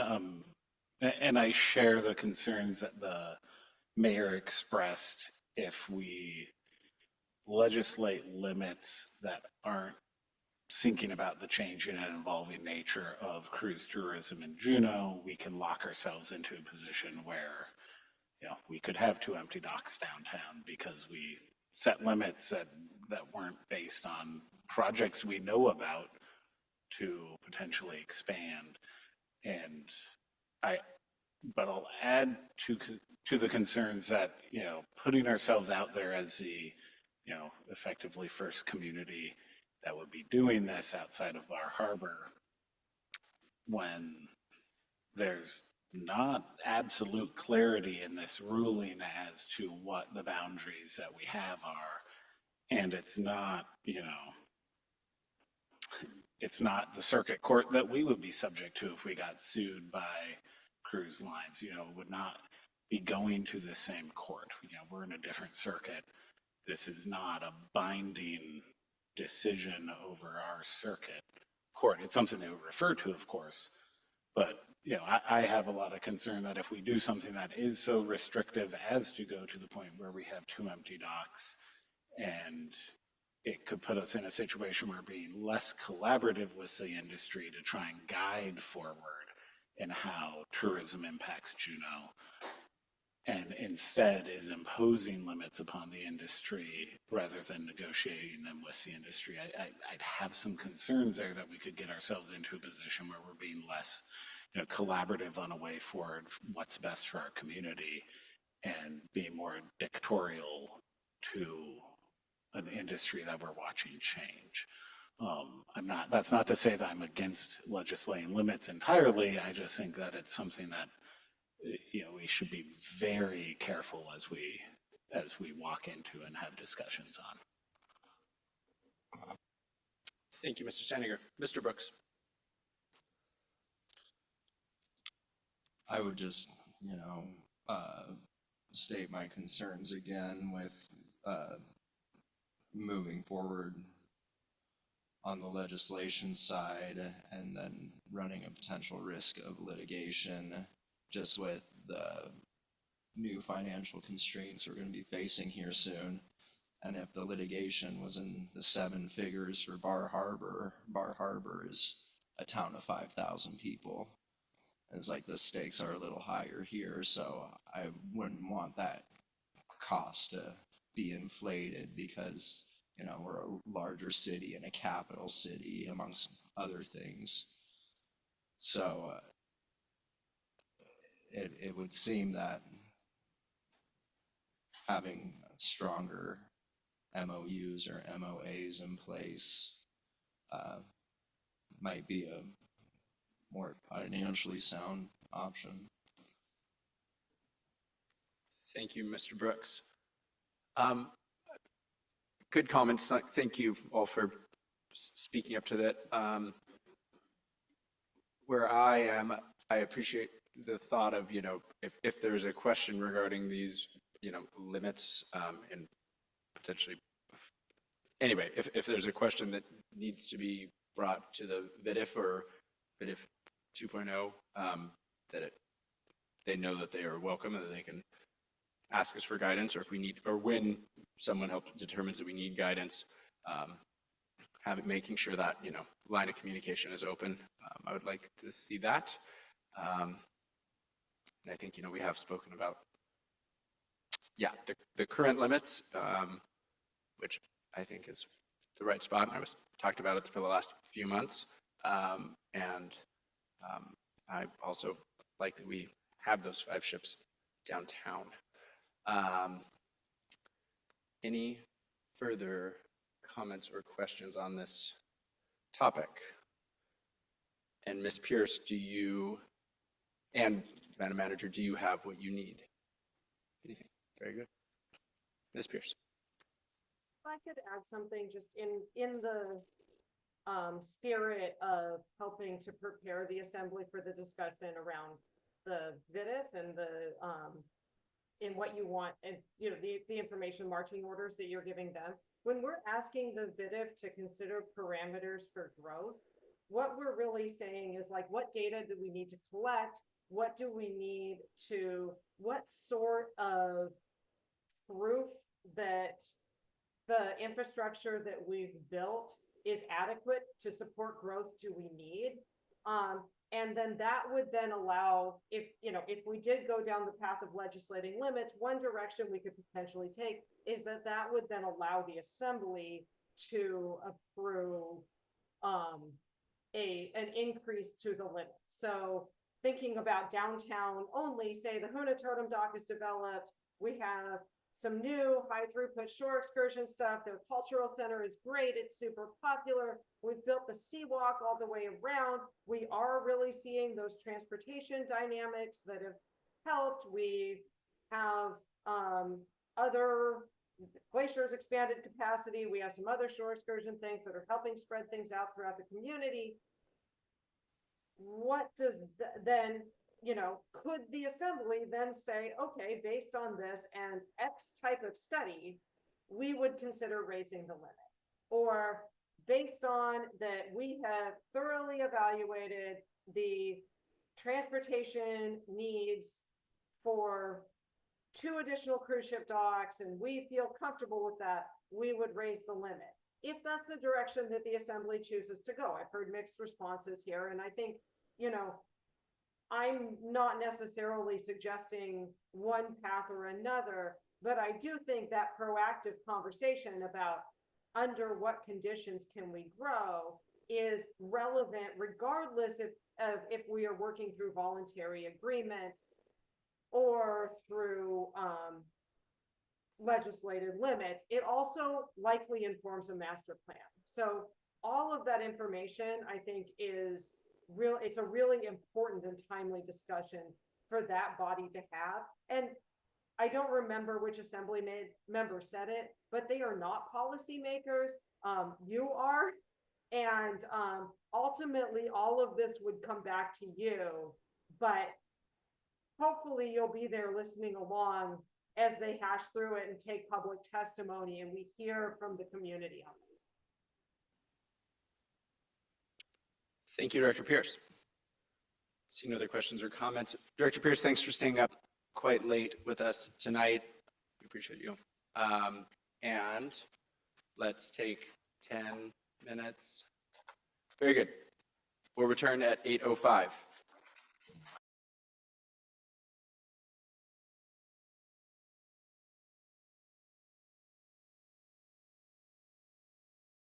Bring the committee whole back to order.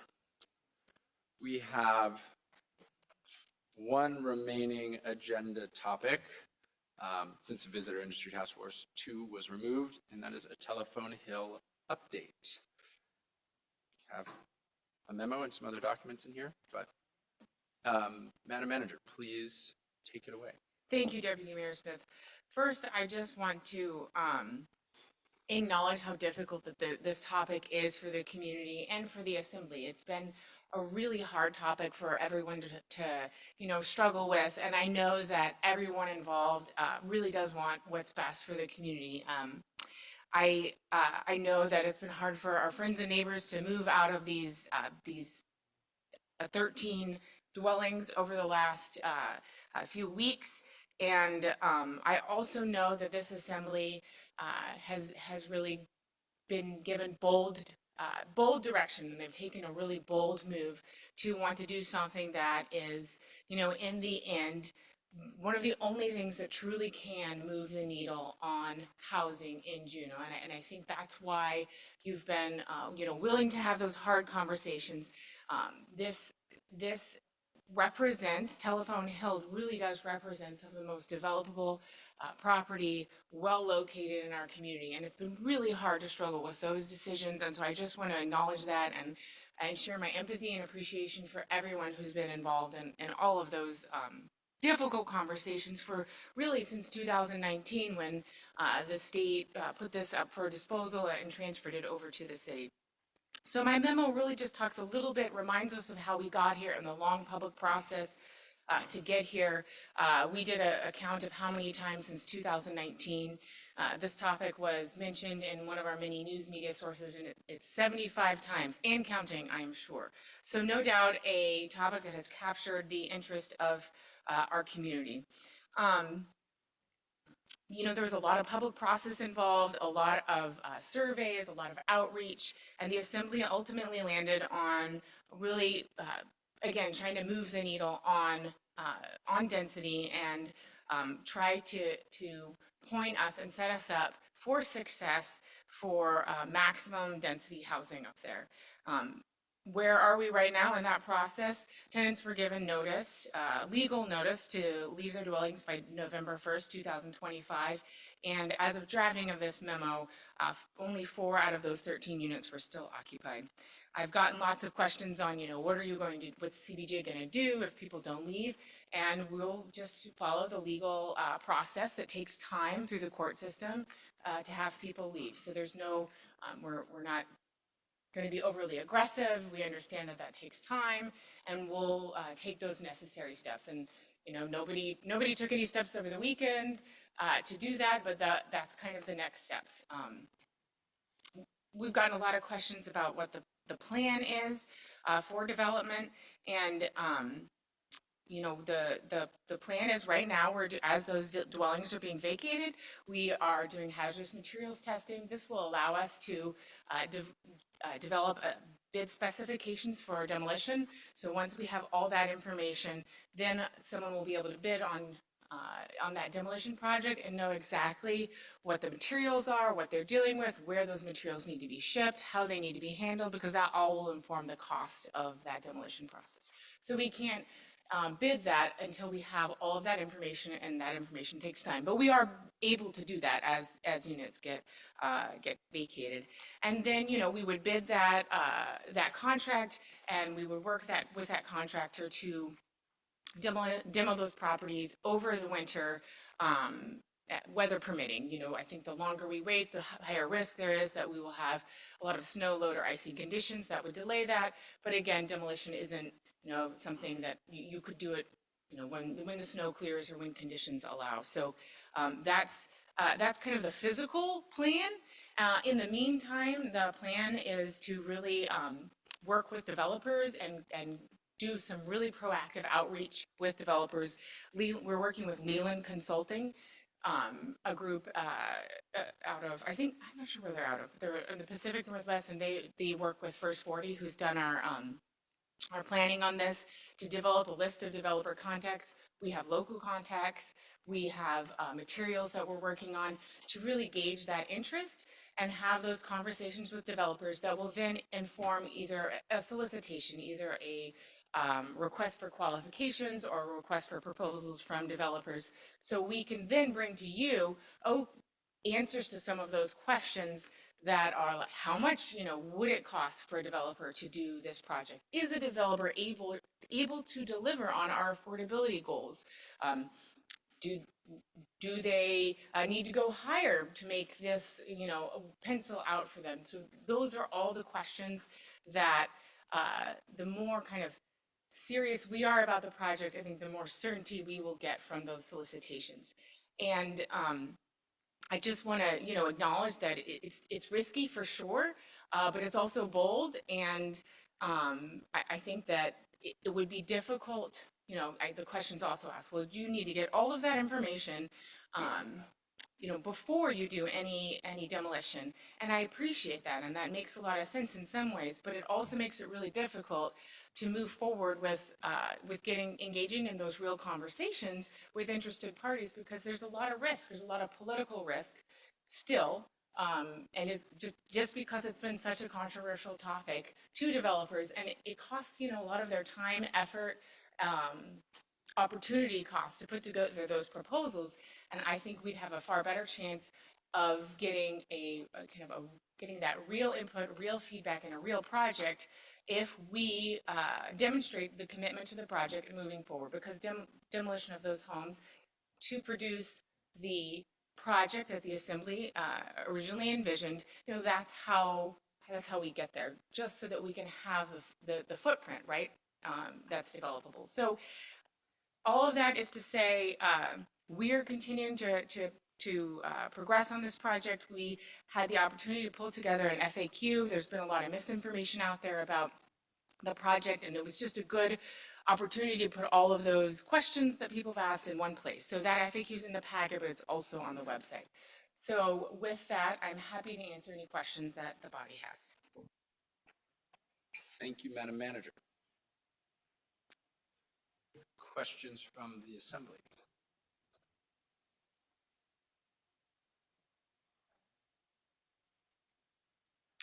Mr. Brooks. I know that a lot of people in the community are wondering, why the first 40 feet was hired before there was community input on the topic.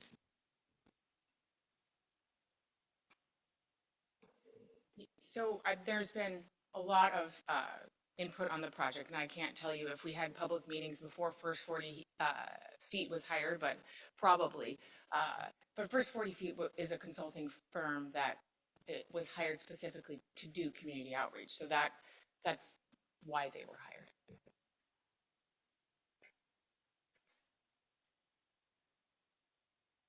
Ms. Hughes-Candy, sorry. Thanks. Raised your hand. Thanks, Mr. Chair. My question is just about our work that, we're going to churn the earth and dig up some more proposals as we move forward on this.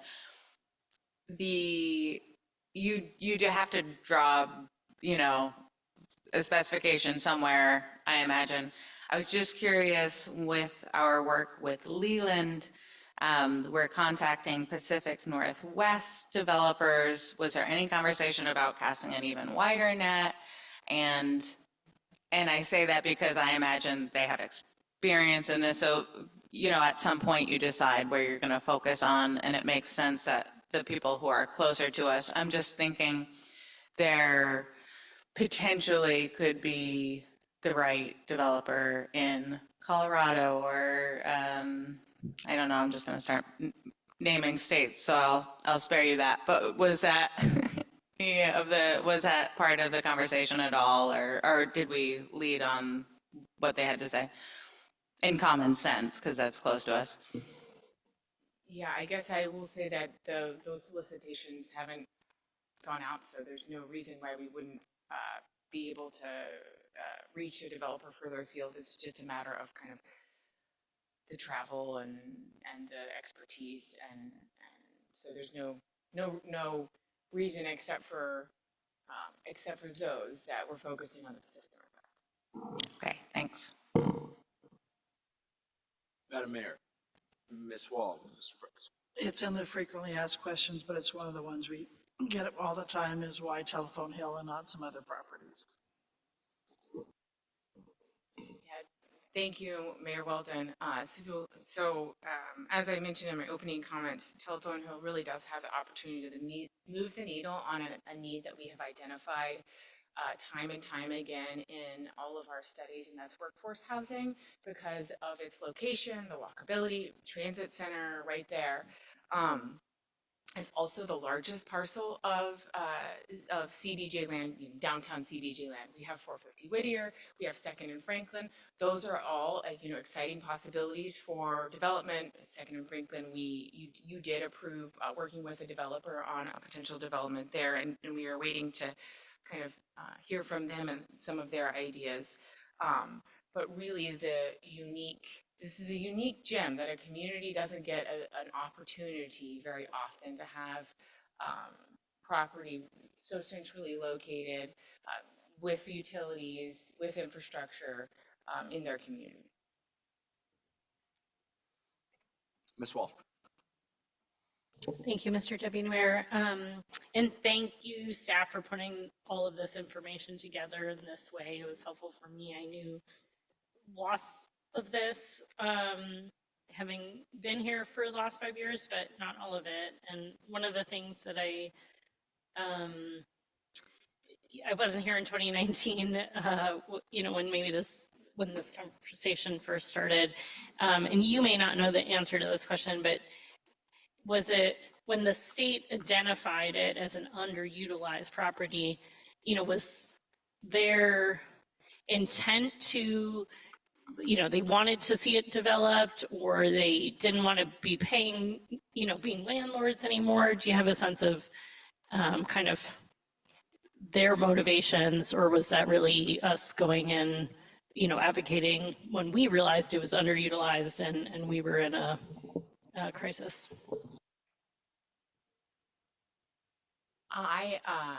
I do not share that history because I was not here in 2019 either. I do know that we advocated for the transfer to the city and borough of Juneau.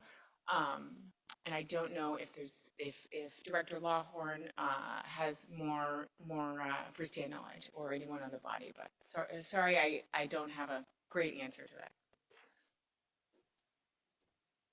Do you have an answer, Madam Mayor? Half answer.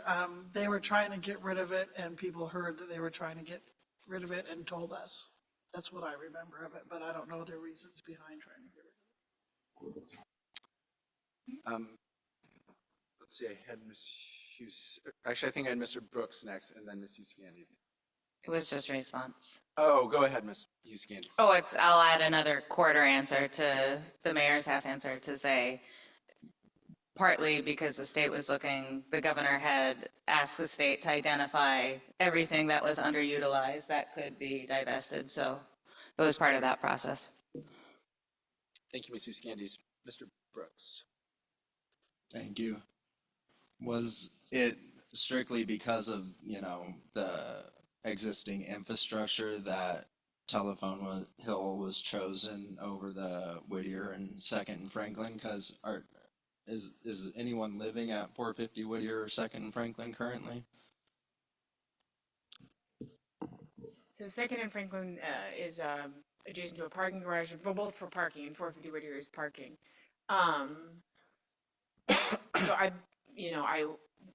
will summarize how I understand the Assembly's motivations to pursue Telephone Hill, but I think the size and the location, I mean, it is really the only piece of property that is large enough to be able to support maximum density housing and really move the needle on housing in Juneau. And I believe that is why the Assembly has, prioritized redevelopment of Telephone Hill.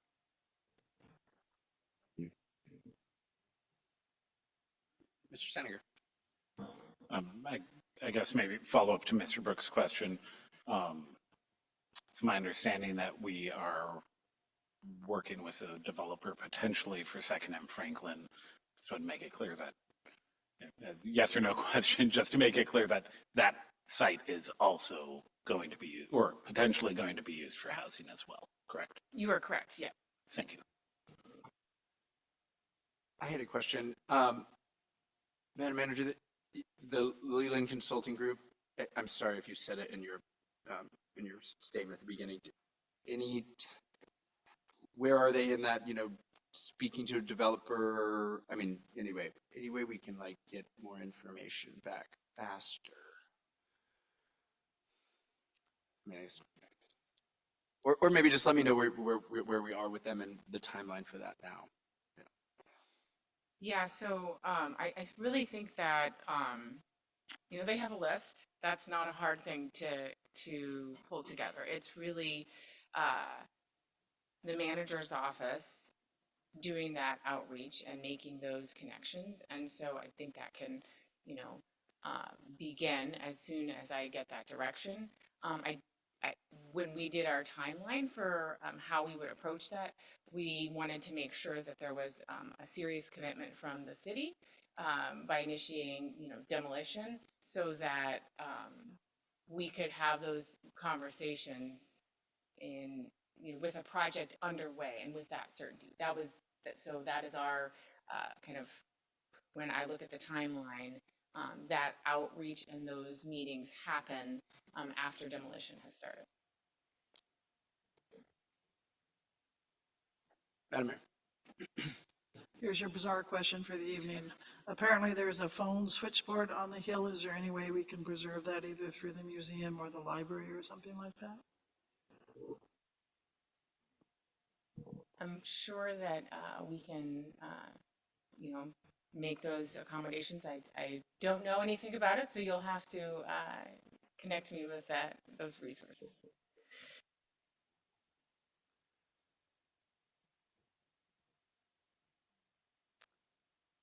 Any other questions from the assembly on this topic? Just echo appreciation for pulling it together, and maybe take a quick moment to comment, because we have lots of people who are in the room and have maintained, really steadfast engagement throughout this public process. To say that for some of these things, I guess I'll add on a comment, because one of the things that I've also heard a lot is about 450 Whittier and 2nd and Franklin.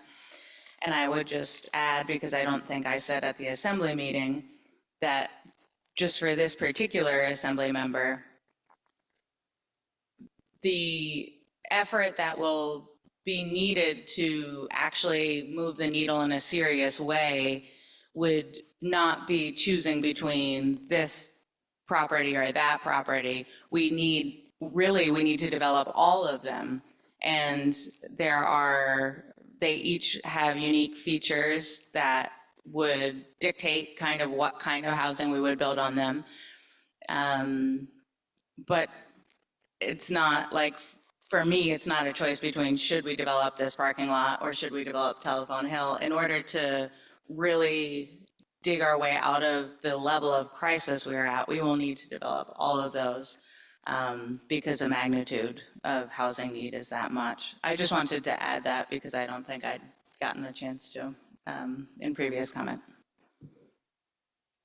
Thank you, Mrs. Candies.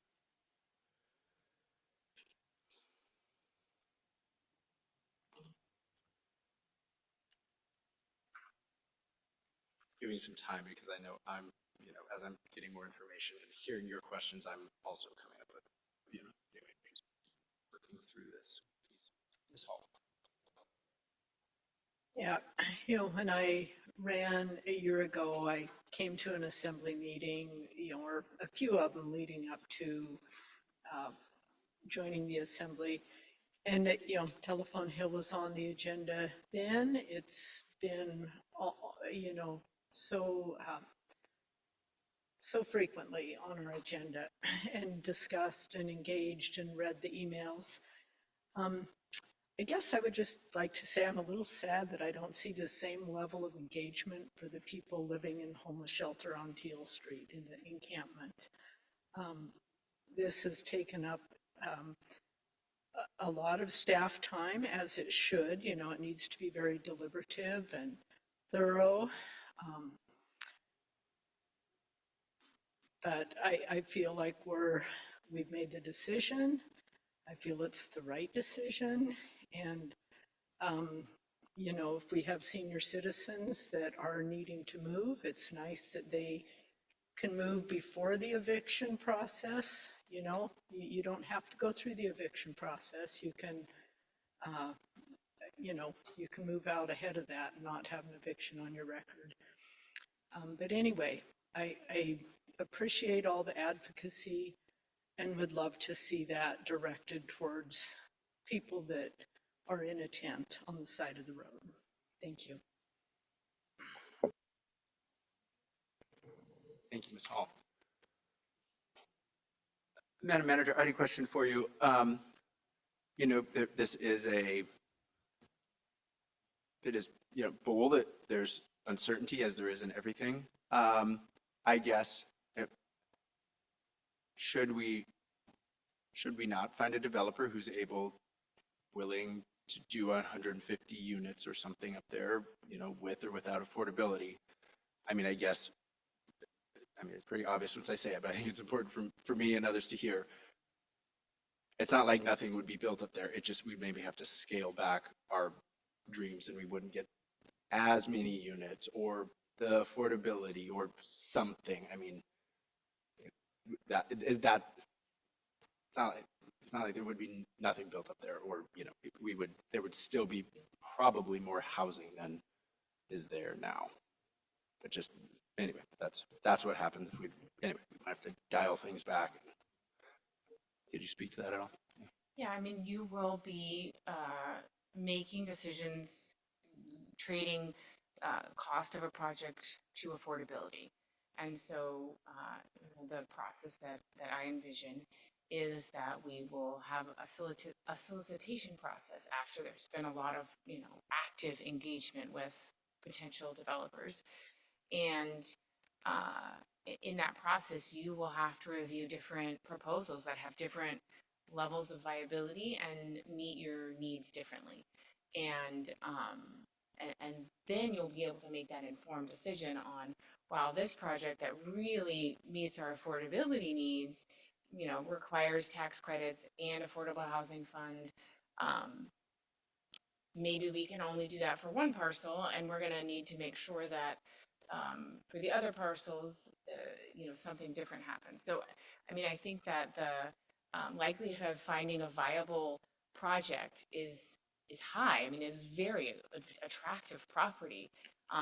And there will be policy decisions along the way that you'll have to make and trade-offs that you will have to make. And I can't articulate exactly what those are, but likely, there's a cost affordability trade-off that you will wrestle with.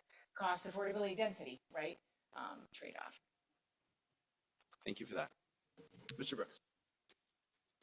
Thank you, Mr. Chair. Is there any, has there been any mention or any possibility whatsoever of relocating any of the structures?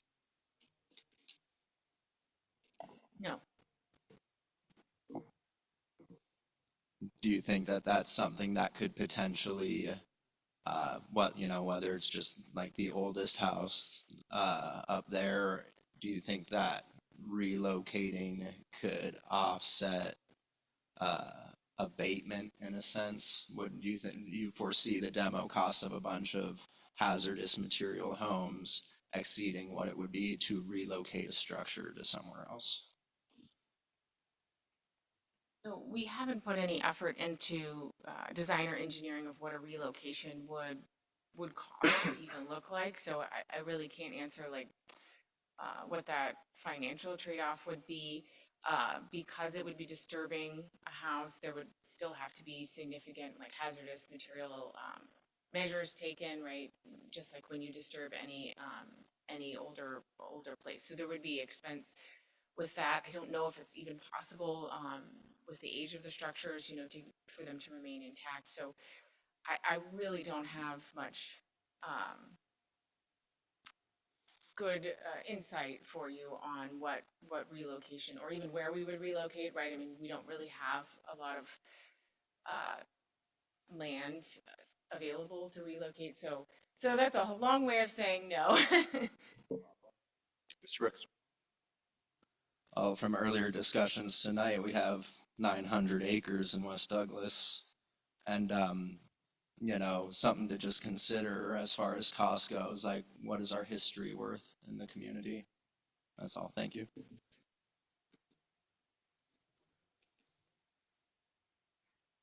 Additional questions? Comments, if you'd like. Again, not required. It's an informational item. Ms. Hughes-Candies. Thanks, Mr. Chair. I'll jump in just because you opened it up to comments. Sitting here, which you'll regret, and I appreciate your indulgence for letting me talk so much tonight.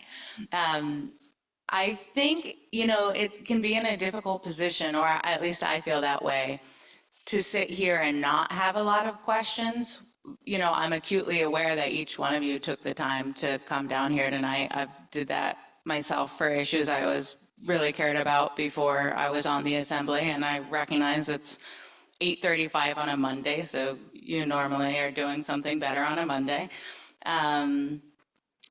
Although what's better than this? I weigh the feeling of what does it take to, what does it take as a citizen to really feel like you've been heard by your body of elected leaders and that you are being represented in a way that you want to be represented, and balance that against, I've been on the assembly this entire time throughout this process. So for me, at this point, at this stage, I feel like I've gotten my questions answered. It's a decision I made that you don't agree with. And so I guess I want to thank you for coming down, and I appreciate that you care passionately about this issue. It's just, when we look at these set of facts, we disagree. And I think sometimes we lose that two things can be true at once. You know, it can be a beautiful gem of a neighborhood with a rich history, and it can also be a really attractive piece of development if we don't want our town to, you know, if we're looking at our population demographic and we're looking for ways to provide housing so that we can have young citizens come to this town and maintain this town that we value. So I just want to, I guess, acknowledge that and say I appreciate you sitting there. So please don't interpret my lack of questions for lack of awareness that this is a really, you know, a topic that not everyone agrees on, and I do appreciate your engagement.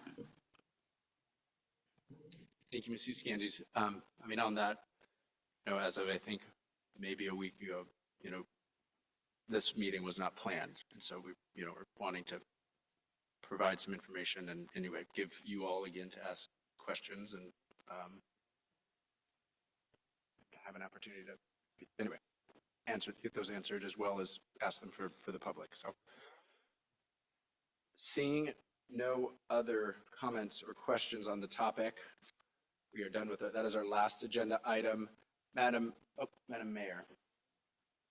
I'm not speaking of that topic. I just wanted to say that we lost a great citizen about a week and a half ago with the loss of Pete Karen, who was the voice behind News of the North, and great individual, journalist, broadcast journalist, Hall of Famer. So just a really great guy. Miss his voice. Thank you, Madam Mayor. Any staff reports? Our next meeting date is December 1st of this year.